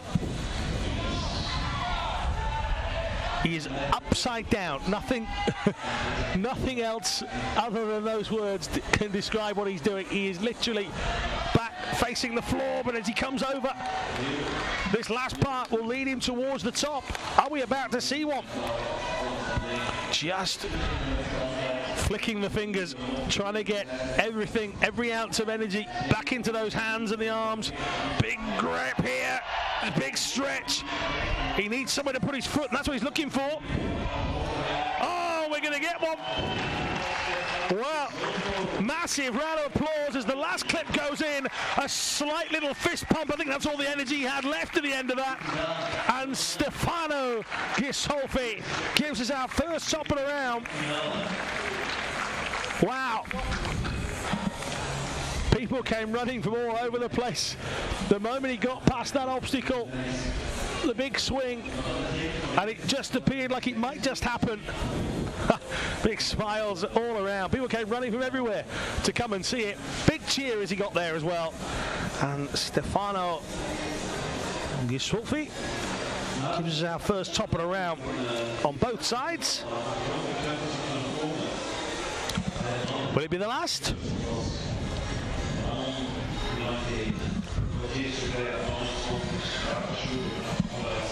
Keep your tweets coming in. Johnny Rhodes says, hi Alan. Hi back to you, Johnny. It says it's cold here. Watching from the bottom of the wall. It is cold, Johnny. Yeah, I don't know where you are inside the venue, but thank you very much for sending us your tweet. And then Commander says, I'm just out of ISO and it's freezing on the wall. Maybe 3 degrees with a wind chill and 17 in the sun. Hashtag lost finger on the wall.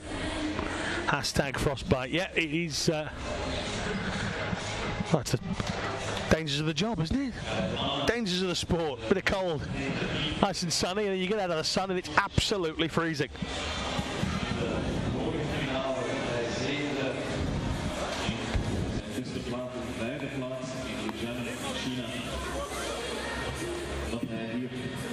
Hij staat momenteel op de 8e plaats. Dus puur mathematisch gezien een kandidaat voor deze finale. Hetzelfde geldt voor Catharina Puurs. Zij staat op dit moment 14e in de wereldbekerranking. Dus het resultaat dit jaar 12e plaats in Stavanger in Noorwegen en ook in. To answer your question, is the height clips or feet? It's not clips, it's not feet either, it's your hand on the grips or on the holds. There's a certain number of moves set aside for each of the routes. If you don't get to the top, everyone is a number below. So when we show you the leaderboards a little bit later on, you'll understand that. So if you see a 43, and that's the amount of moves up the wall they've gone.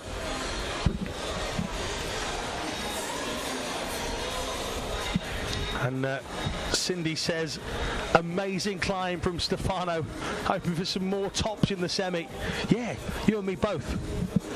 You and me both.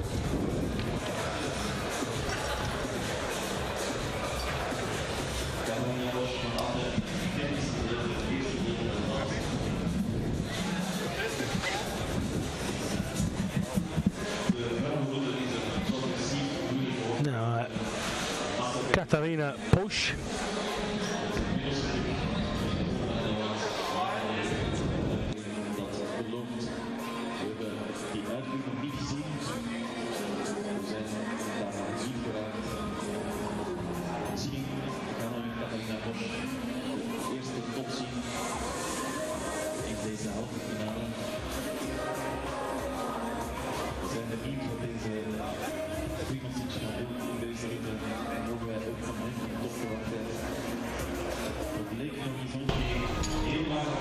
Year-old Puurs from Imst, world ranked number 8, and again one of those fortunate enough to be in an area of the world that just so happens that a World Cup turns up on your doorstep. So that's where she bases herself. Puurs, multi-finalist at nearly everything, I suppose.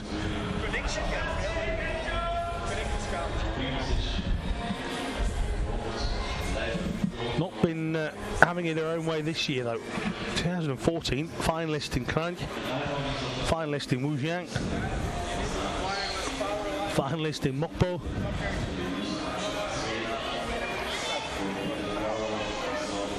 finalist in Briançon. This year, semi-finals all the way. Chamonix, Briançon, Imst, Stavanger. She'll be desperate to reach another final, regain the form. And she's moving here. She's going for a right pace.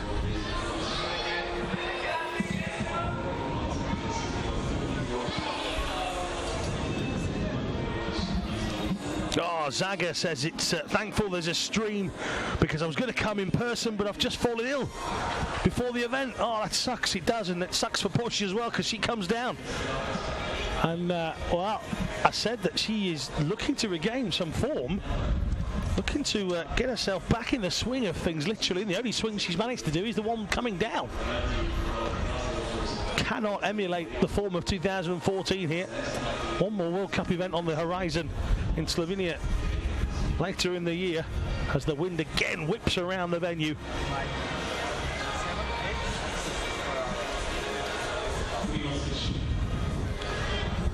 So get well soon to Sagi. Thank you very much for your tweet. Keep them coming. Hashtag IFSCWC. It's nice to see that everybody's written their tweets in English this time for me to be able to read out. Wasn't the thing in Arco. Came in all sorts of languages. I had to learn new skills. I'm male, I can't multitask. Couldn't Google Translate at the same time as talk.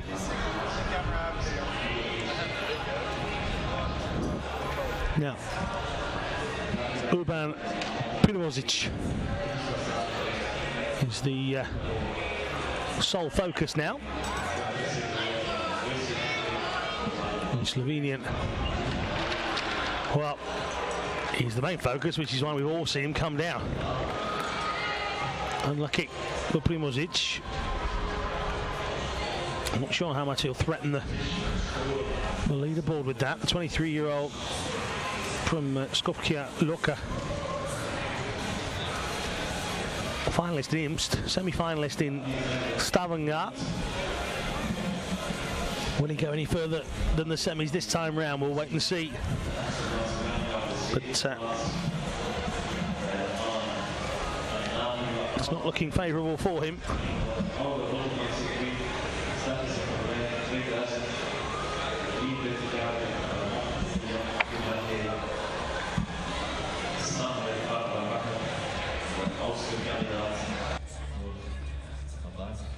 Die we hier vandaag in deze halve finale hebben zien klimmen.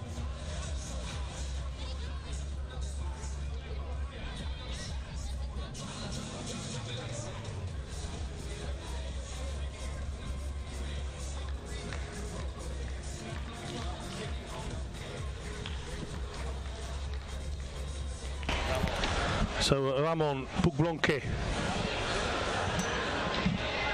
from Spain, the 33-year-old, up next.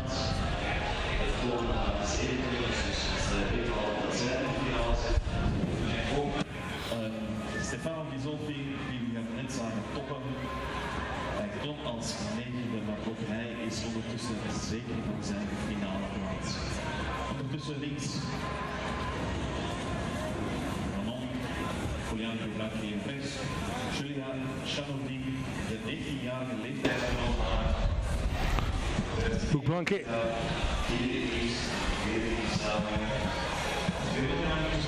Currently ranked 6th in the world. Winner of the European Championships, though. Not to be taken lightly. He'll be a force here at this event. No doubt about it. And again, as Vincent was describing to us, it's a nice, slow and steady approach to the first part of this for the guys. Vincent was trying to say, he's just set it out so that good climbers have to work hard. May not be the trickiest, they have to work hard just to get up to the first real challenge. Slow and steady, no real respite. It's all about the stamina and the strength this first part. And your ability to find those little holds, use the strength, use your climbing ability here. Racing away in the same time frame on the women's event. Julia Chanodi, 19-year-old. Bronze medalist at the World Youth Championships in Arco during our coverage a few weeks ago.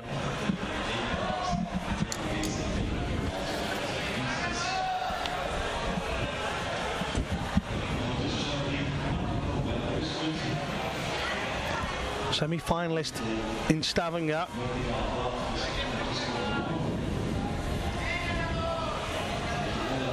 And she's also reached the semi-finals in Chamonix, Briançon and Imst. And a 6th place finish at the European Youth Championships in Edinburgh this year as well as picking up a European Youth Cup Tour victory as well.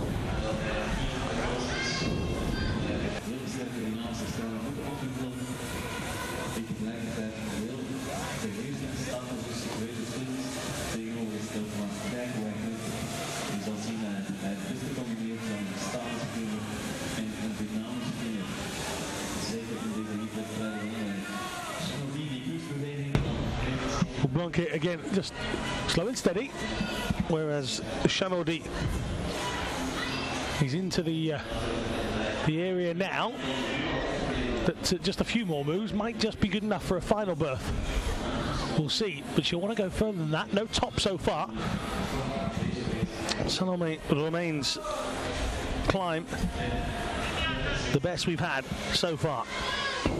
I say so far because they're always there to be beaten. Blanca's information on the website goes back only as far as 2000, but that's just because there's nothing before it has been entered. There's plenty more this guy's done.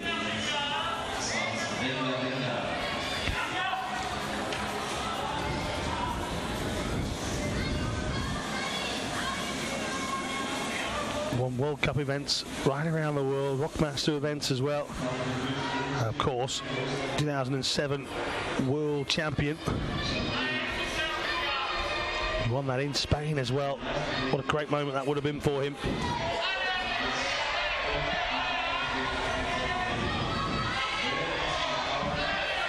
Lots of rallies here for Julia Chanaudy. Just a couple more. This is a big moment for Chanaudy now. The level of climber. The level of distance, I was going to say, is improving. Big round of applause for her. Be interesting to see the leaderboard in a couple of moments, see where that puts her. But a little smile from Chanaudy. A good performance from her.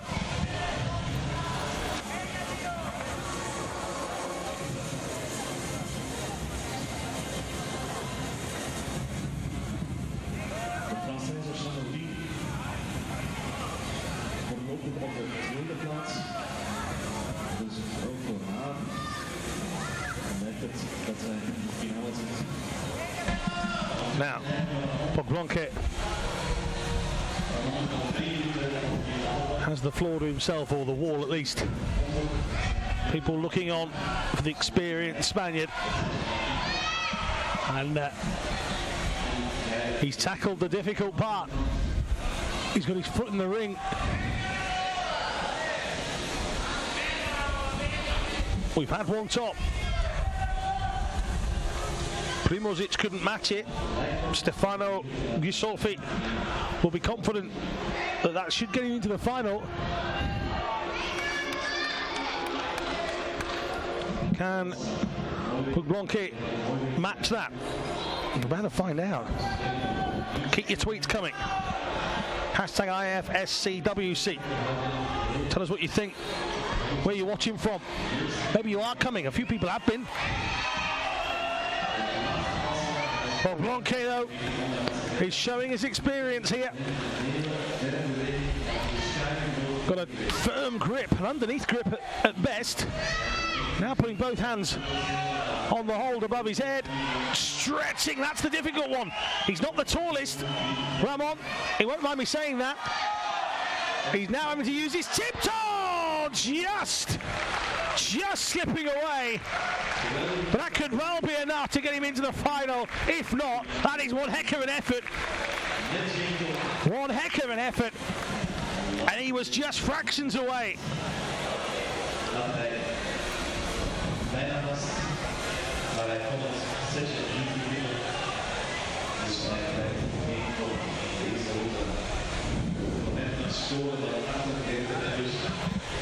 Dus deze route bestaat uit 50 grepen, dus je hebt zelf gezien.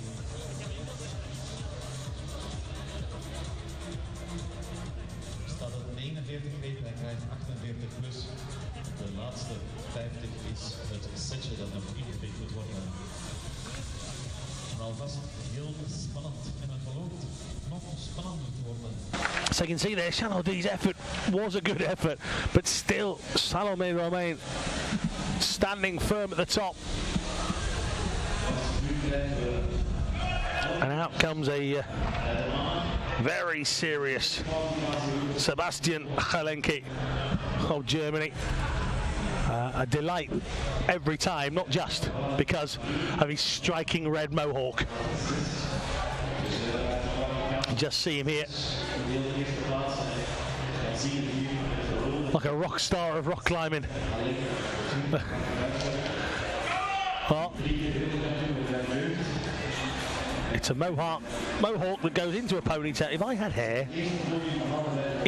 had hair, I'd consider that. It's a heck of a do. Now, far more sensible is Delaney Miller on the left of your screen. The American climber.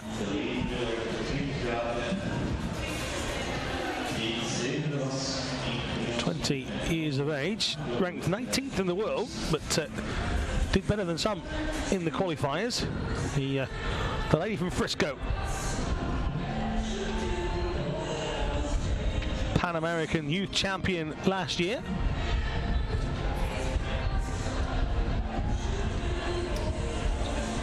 But she held on to a title that she'd already picked up from Santiago in Chile in 2012 as well. So on the Pan American Youth Circuit, she is the lady to beat. Can she turn that into world dominance as well? Well, this is her 5th World Cup event this year. She's going for it.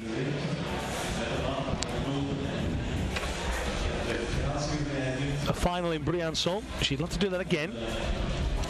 Semi-final place in all the others. 10th and 11th in Chamonix and Imst, respectively. So she's certainly knocking on the door of a finals regular. Certainly one of the leggier, rangier athletes in the female section. And quietly going about his work, if you can go quietly with a red mohawk. Sebastian Halenki.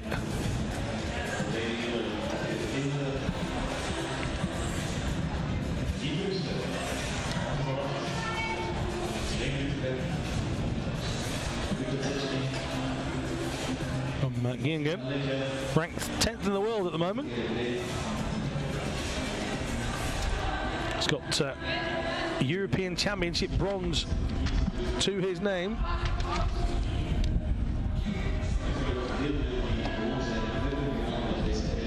And once again, the wind absolutely flying around.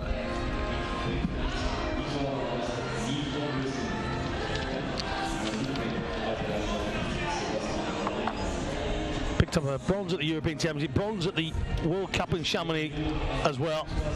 Finalist in Stavanger and Imst, and 12th place finish in Briançon. So again, somebody you have to take very, very seriously. He would just love to pick up the winner's medal, though. One of those winner's medals would suit him down to the ground. It was the Youth A lead World Youth Championship medal winner in Singapore in 2012 on the senior circuit. He would love to pick up a senior gold somewhere along the line.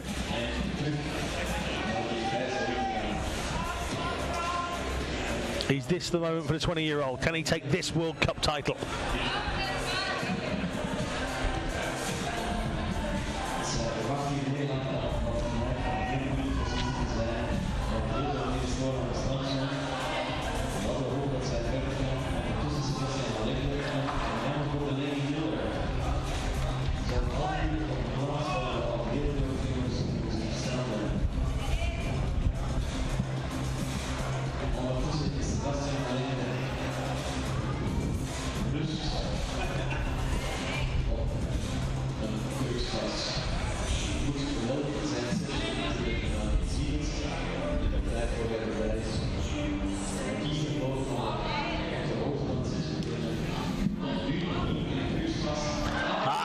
That's enough for Halenki. Will it be enough, though?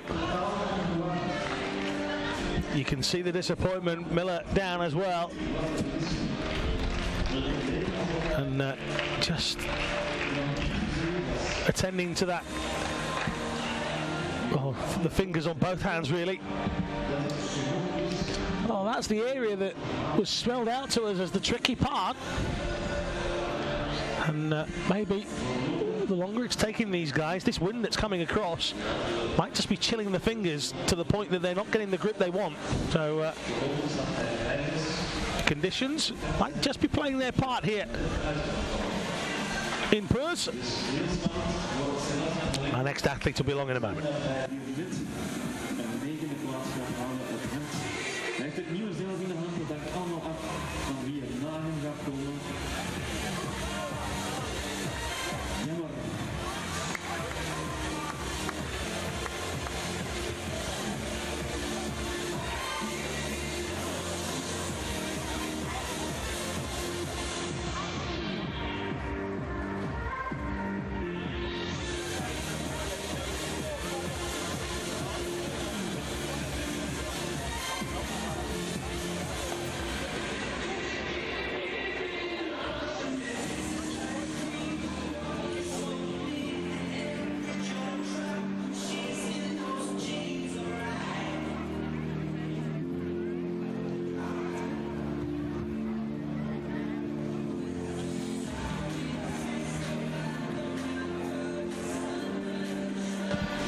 So, sport of small margins. Helenka, with 5 to come, could still make the final.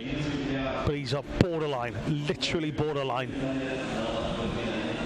And some of the athletes to come here in the men's category, people like Domen Skofic, aren't going to help his cause, but you know, they might have an off day. They might not quite be at the races as they need to be. Currently ranked 5th in the world, the 21-year-old. A bronze in Imst, 7th place finish in Stavanger, and well, his compatriot on the women's section needs no introduction. Mina Markovic, 27-year-old, ranked number 1 in the world, winner in Stavanger, winner in Imst, winner in Chamonix. She's competed in 3 of the 4 so far, and when she competes to win.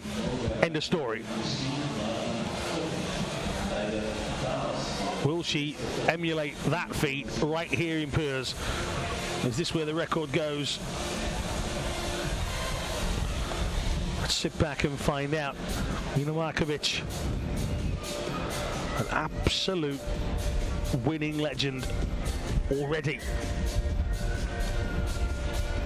European champion in Chamonix as well this year, lest we forget. 2nd at the World Championships though, and we'll see a little bit later. Kim Jae-in, the reigning world champion, coming here at a venue where she's won the last 4 visits. So not only has Markovic got to beat the world champion on any given day, she's got to beat the world champion at a venue that the world champion hasn't lost in 4 years. Or 4 visits, should I say.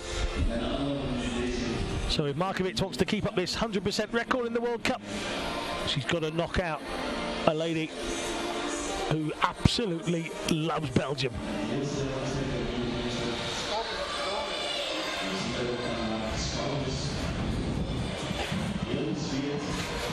So Markovic on the left of your screen, Skofic on the right hand side of your screen. Keep your tweets coming.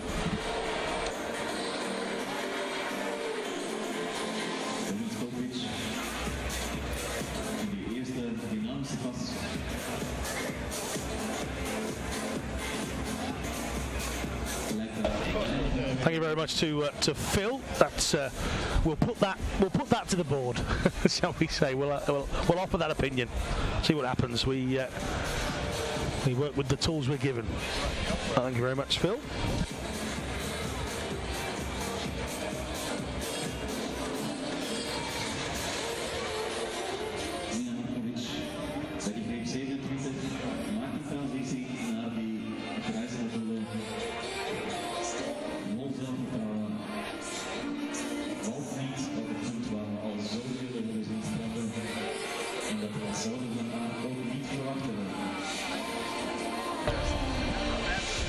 So Markovic already racing up to a good height. And again, the difference in the walls, Skofic already, or just about, should I say, coming to the first real set of obstacles on the men's section. It's already been a long climb.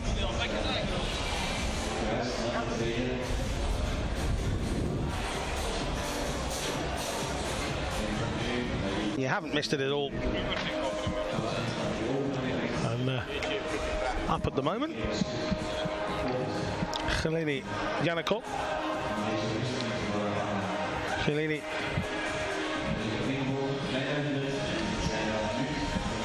on the left of your screen.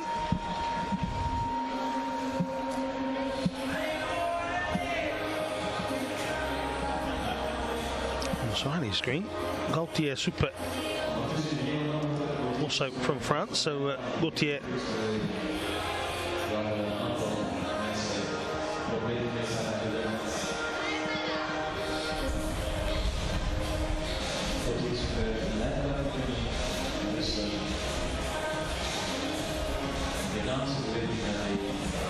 ranked 4th in the world at the moment. 24-year-old winner in Stavanger and Briançon.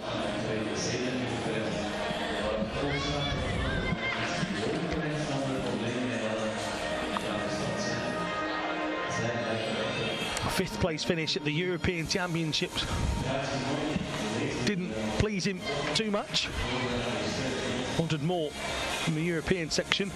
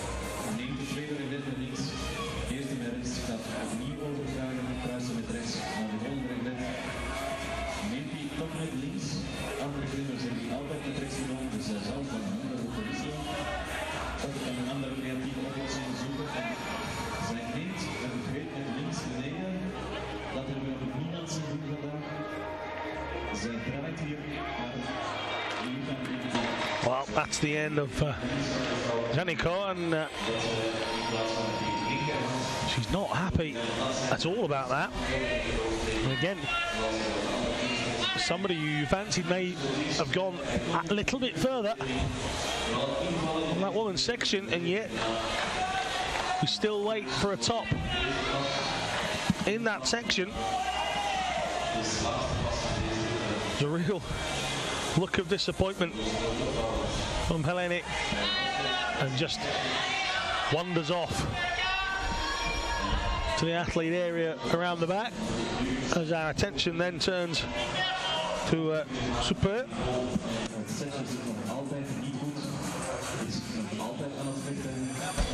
Super out on his own now.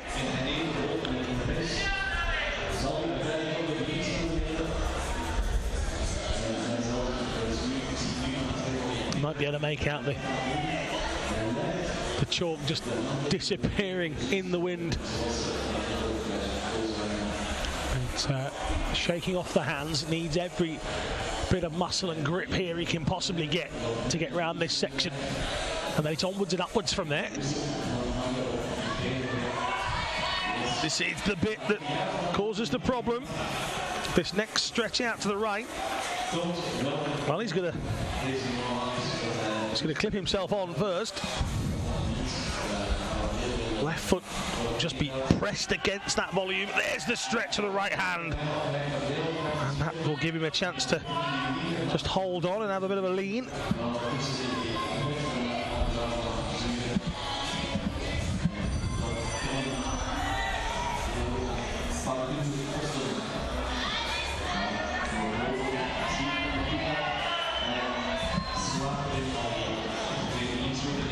Super.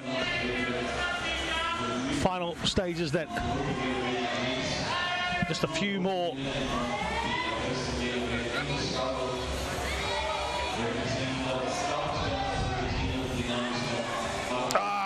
just couldn't make it. Jumping up to his right-hand side, he just sort of shrugs his shoulders and says, oh, you know, not every time, but, well, gets himself a soft landing on the bottom.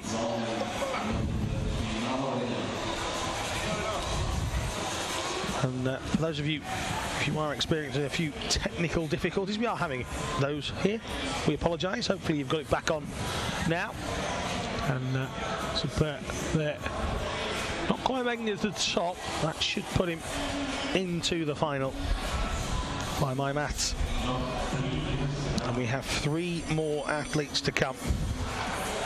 Jessie Puurs being one of those. She's up next. Wat u verwacht.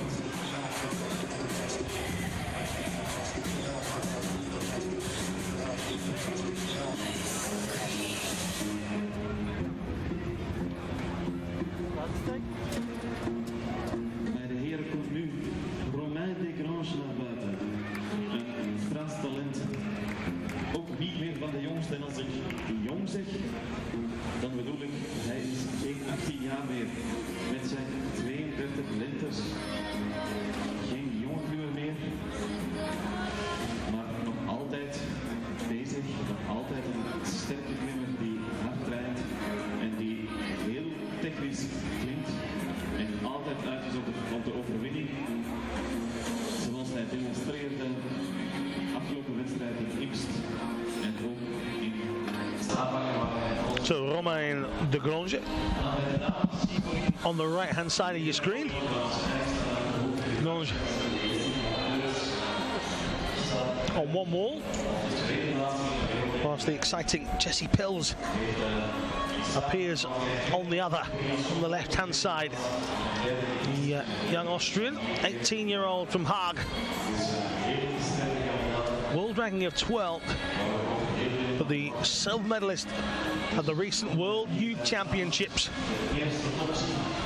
as well as a bronze in the boulder event there. Silver medalist in Stavanger, bronze medalist in Imst, silver medalist in Briançon as well.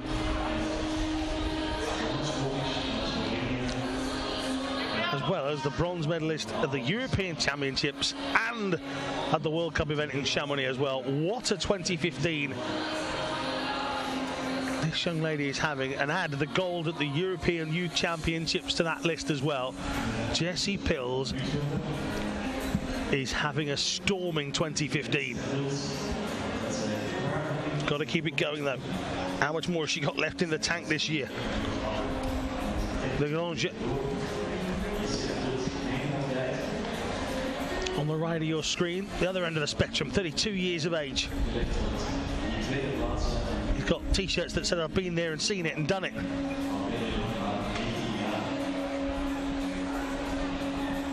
Keep your tweets coming into us, hashtag IFSCWC. Tell us who you're looking forward to watching.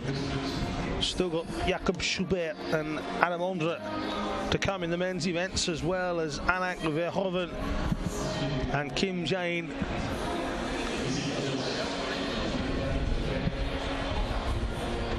Puurs make their way up now. This is one of the quickest climbs we've seen in the men's section. Lagrange not messing about here. Not at all.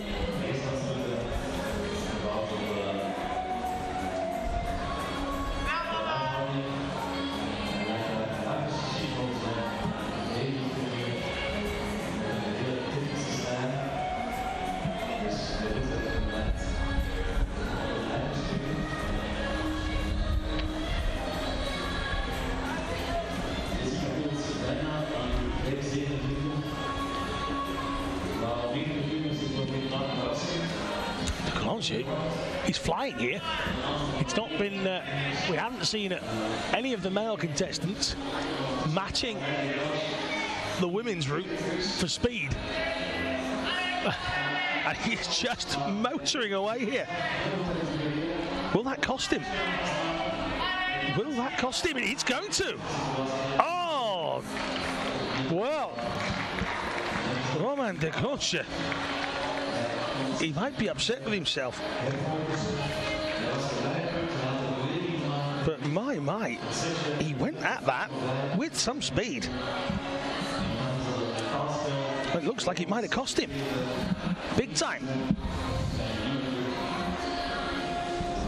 As I said there, he was clearly the quickest we'd seen in the route. But it gives us the chance to concentrate on Jesse Puurs then, the young Austrian.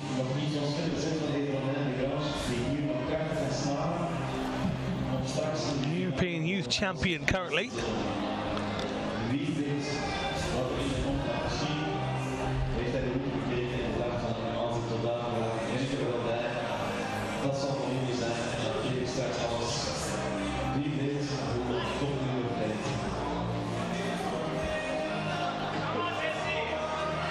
Big shout of "Come on, Jesse" a moment ago. People really offering their support. Young Jesse Puurs here. How far up here can the 18-year-old go? Multi-medalist already in this World Cup series, despite still competing on the youth circuit.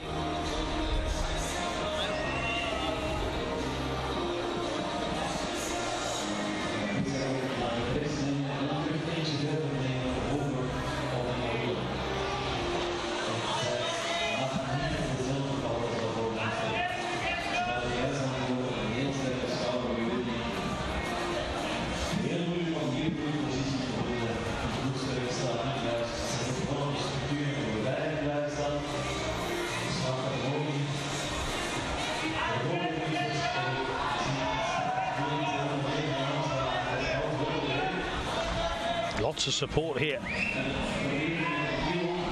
for Puurs. This is the difficult stage. How much more has she got left to give here then? This will be enough for a final berth. She won't know that as she falls. Big wave to the crowd.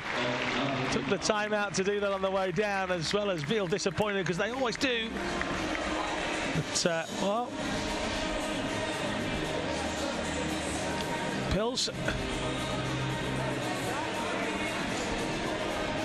we'll see her again as expected. Will we see her on the podium though, the 18-year-old? Job done for the morning. She wanders off.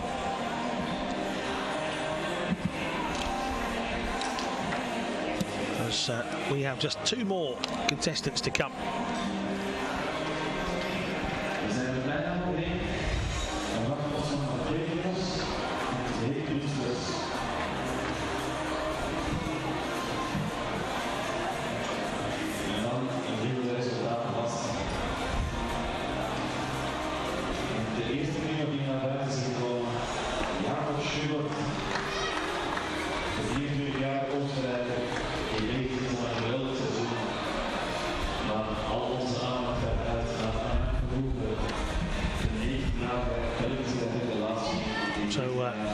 Next up in the men's event, that's Jakob Schubert,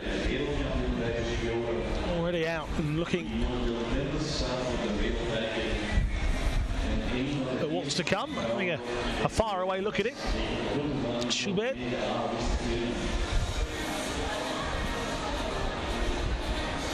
And well, you can expect a big cheer from this home crowd the further and further Anna Verhoeven goes up the wall. We interviewed her yesterday in great spirits. We were talking about the fact that 2 years ago here at this event she made a final and she hasn't missed one since. Really putting her on the big stage.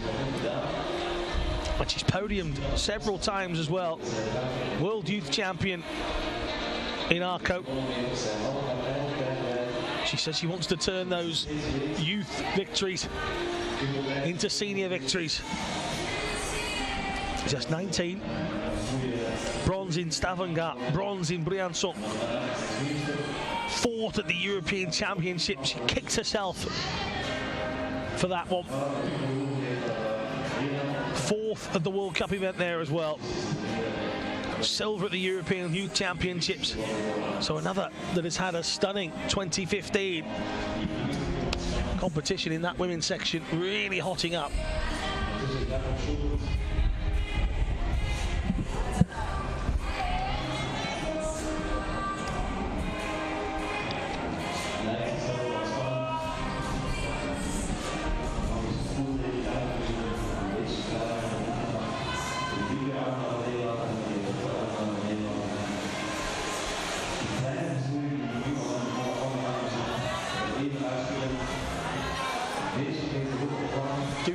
Do keep your tweets coming as well. Hashtag IFSCWC. Maybe this is who you've been waiting to see.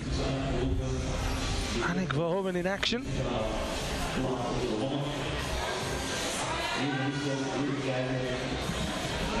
Keep those tweets coming. Donald Smith said, can I have a shout out to the 5 Irish lads on a climbing holiday in Portugal? Yes, you can. There you go, Donald.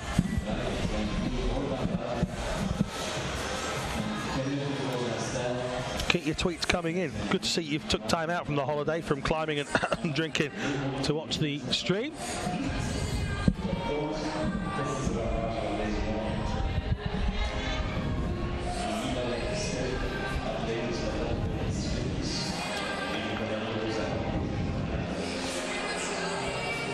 Now Schubert, 24 years of age, ranked 2nd in the world at the moment.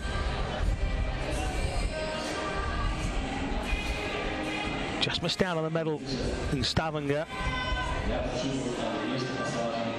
Silver in Imst, bronze in Briançon. A 6th place finish in Chamonix at the Europeans. That wasn't in his script book. He's going to tear the pages up and start again.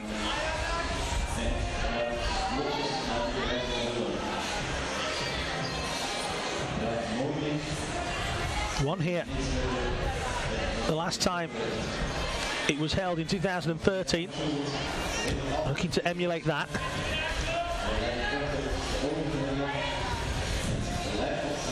He's also won in Cranj before as well, so these last 2 events are on his favourites list.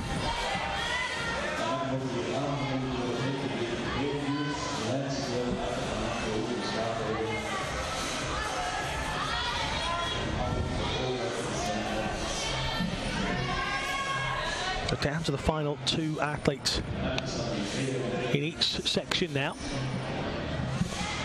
And again, we've returned to norm when it comes to the men's climb. Just a bit slower.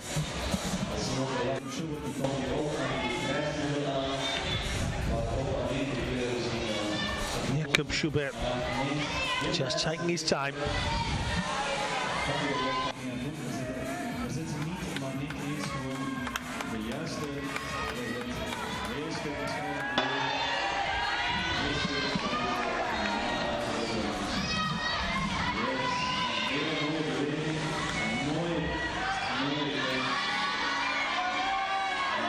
And again, as I said earlier, right at the beginning, Verhoeven, you will start to hear lots of noise for Annick.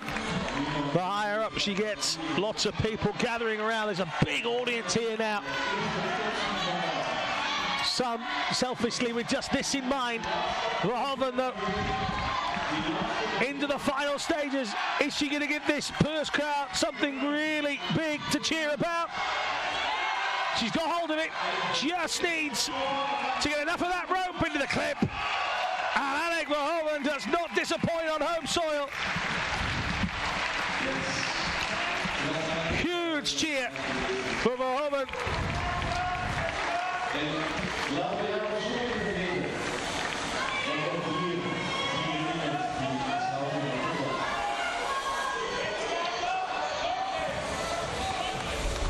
Annick Verhoeven does not disappoint. Now, all the noise has disappeared, which would give probably Jakob Schubert a little time to concentrate and think for himself. Well, as the noise dies down, he slips down. And, well, some people who came down early on this wall, who perhaps thought that they didn't stand a chance, might just be mildly surprised. Might just be mildly surprised indeed. So congratulations and well done to Annick Verhoeven, getting our first and only top of the semi so far, with just Kim Jae-in of Korea to come. 2 tops for Gisolfi and Skofic so far in the men's event. Just one more athlete to come either side. En dan zijn we gekomen bij onze laatste klimmers.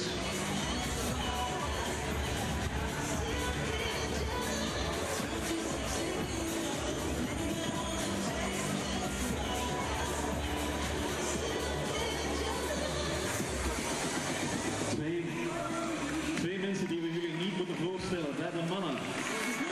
De 22-jarige levende legende Adam Ondra, nog maar 22 jaar en het lijkt alsof hij al een eeuwigheid klinkt. Want ik denk dat er in deze wereld geen 9e graadsroutes meer overschieten die hij nog moet klimmen. Want hij heeft ze bijna allemaal gedaan. En bij de dames, de kleine tekkere maar o zo sterke Jae-in Kim. Eerste dit jaar in Briançon, regerend wereldkampioen. Dus mogen wij van haar een tweede top verwachten. We weten nu, Annick heeft hier gewoon gedemonstreerd dat het mogelijk is. Mogen wij van Jae-in Kim een tweede top verwachten. En mogen wij ook van Adam Ondra bij die mannen een derde top verwachten. Hij heeft uiteraard zijn reputatie mee.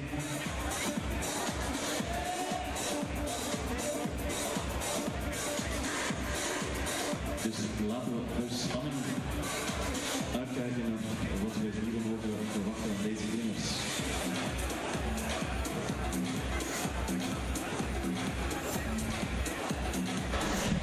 So our final athletes then.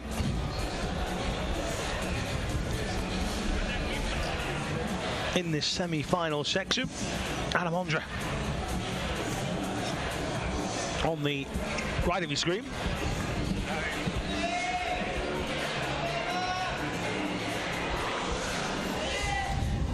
Ranked number 1 in the world at the moment, Adam.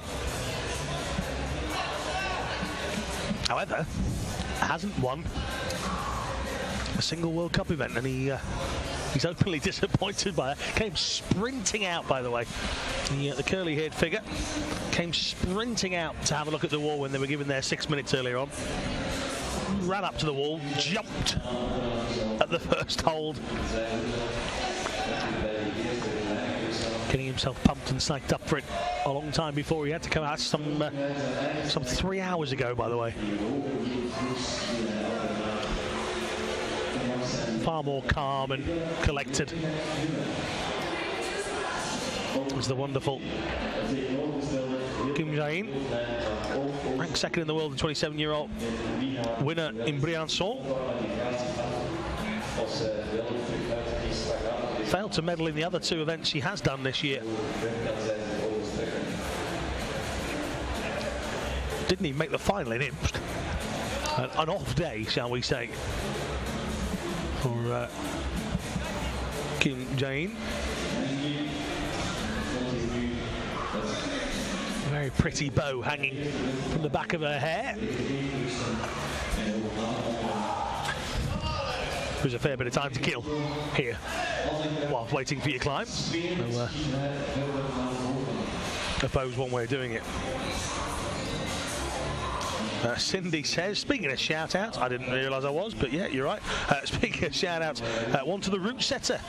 Oh, Vincent, I'll pass that on to Vincent. It says for doing such an amazing job. Yeah, they have all done a great job. I asked Vincent where he gets his inspiration from, and he said, it's the same question, and I give the same answer. It's a bit like an artist has an empty board to paint on. He says, we have an empty wall and we just want to do something creative, but the thought process is there. Can't be too difficult that it's unachievable, and it's got to be workable. So we'll pass that on. Adam Ondra has come off fairly early here. And the cat is well and truly amongst the pigeons in terms of the leaderboard.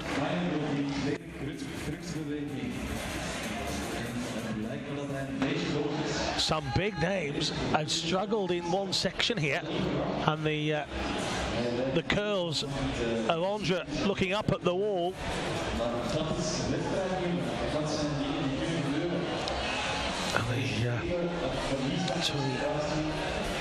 The man from the Czech Republic.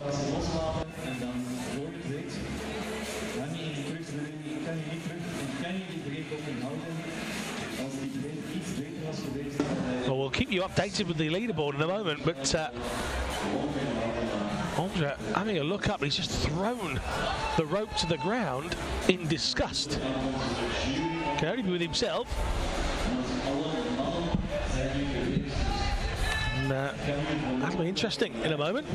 Here, not looking to miss out in the slightest. The 27-year-old from Korea.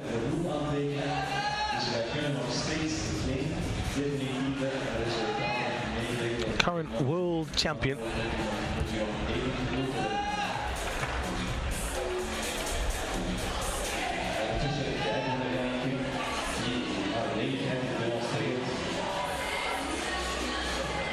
A winner of 4 World Cup events last year. And a winner here in Puurs 4 times in a row, according to our statistician.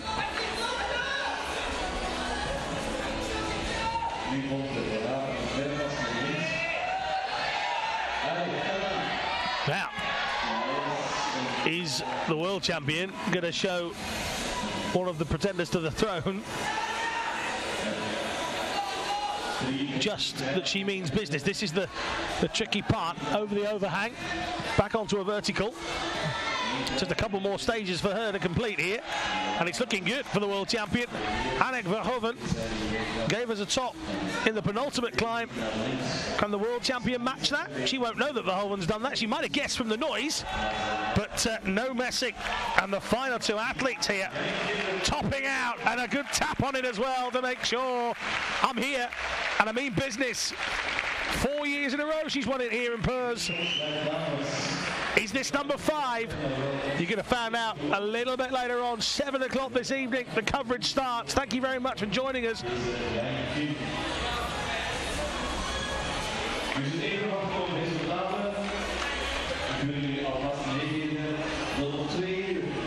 Excellent stuff from Kim Jae-in. Comfortably into the final.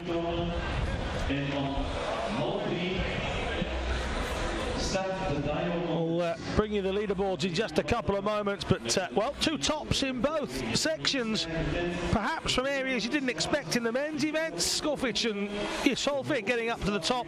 Ondra struggling. De Grange struggling.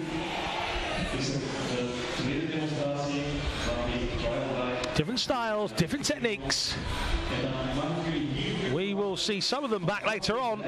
Others, they're going to have missed out, and that'll be interesting.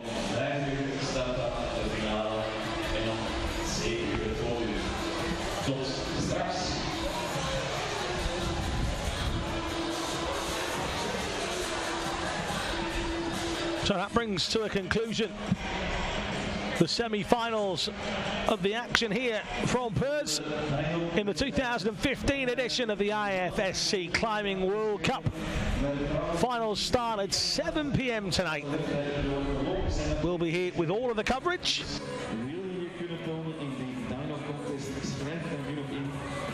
For our English speakers, the ladies, they want to participate in the dyno contest. Thank you to all of you that have interacted with us on social media as well. Keep those tweets coming during the break. Maybe you've got some predictions on who's going to win. Hashtag IFSCWC. Be interesting to get those in, by the way. If you've got a prediction on who you think is going to win, send them in to us. Keep the hashtag IFSCWC. Let us know who you think is going to take it. Will the world champion deliver the goods in the women's section, or can Anneke Verhoeven show the home crowd what they want Now let's take a look at the final leaderboards. Coming for you in just a second or so.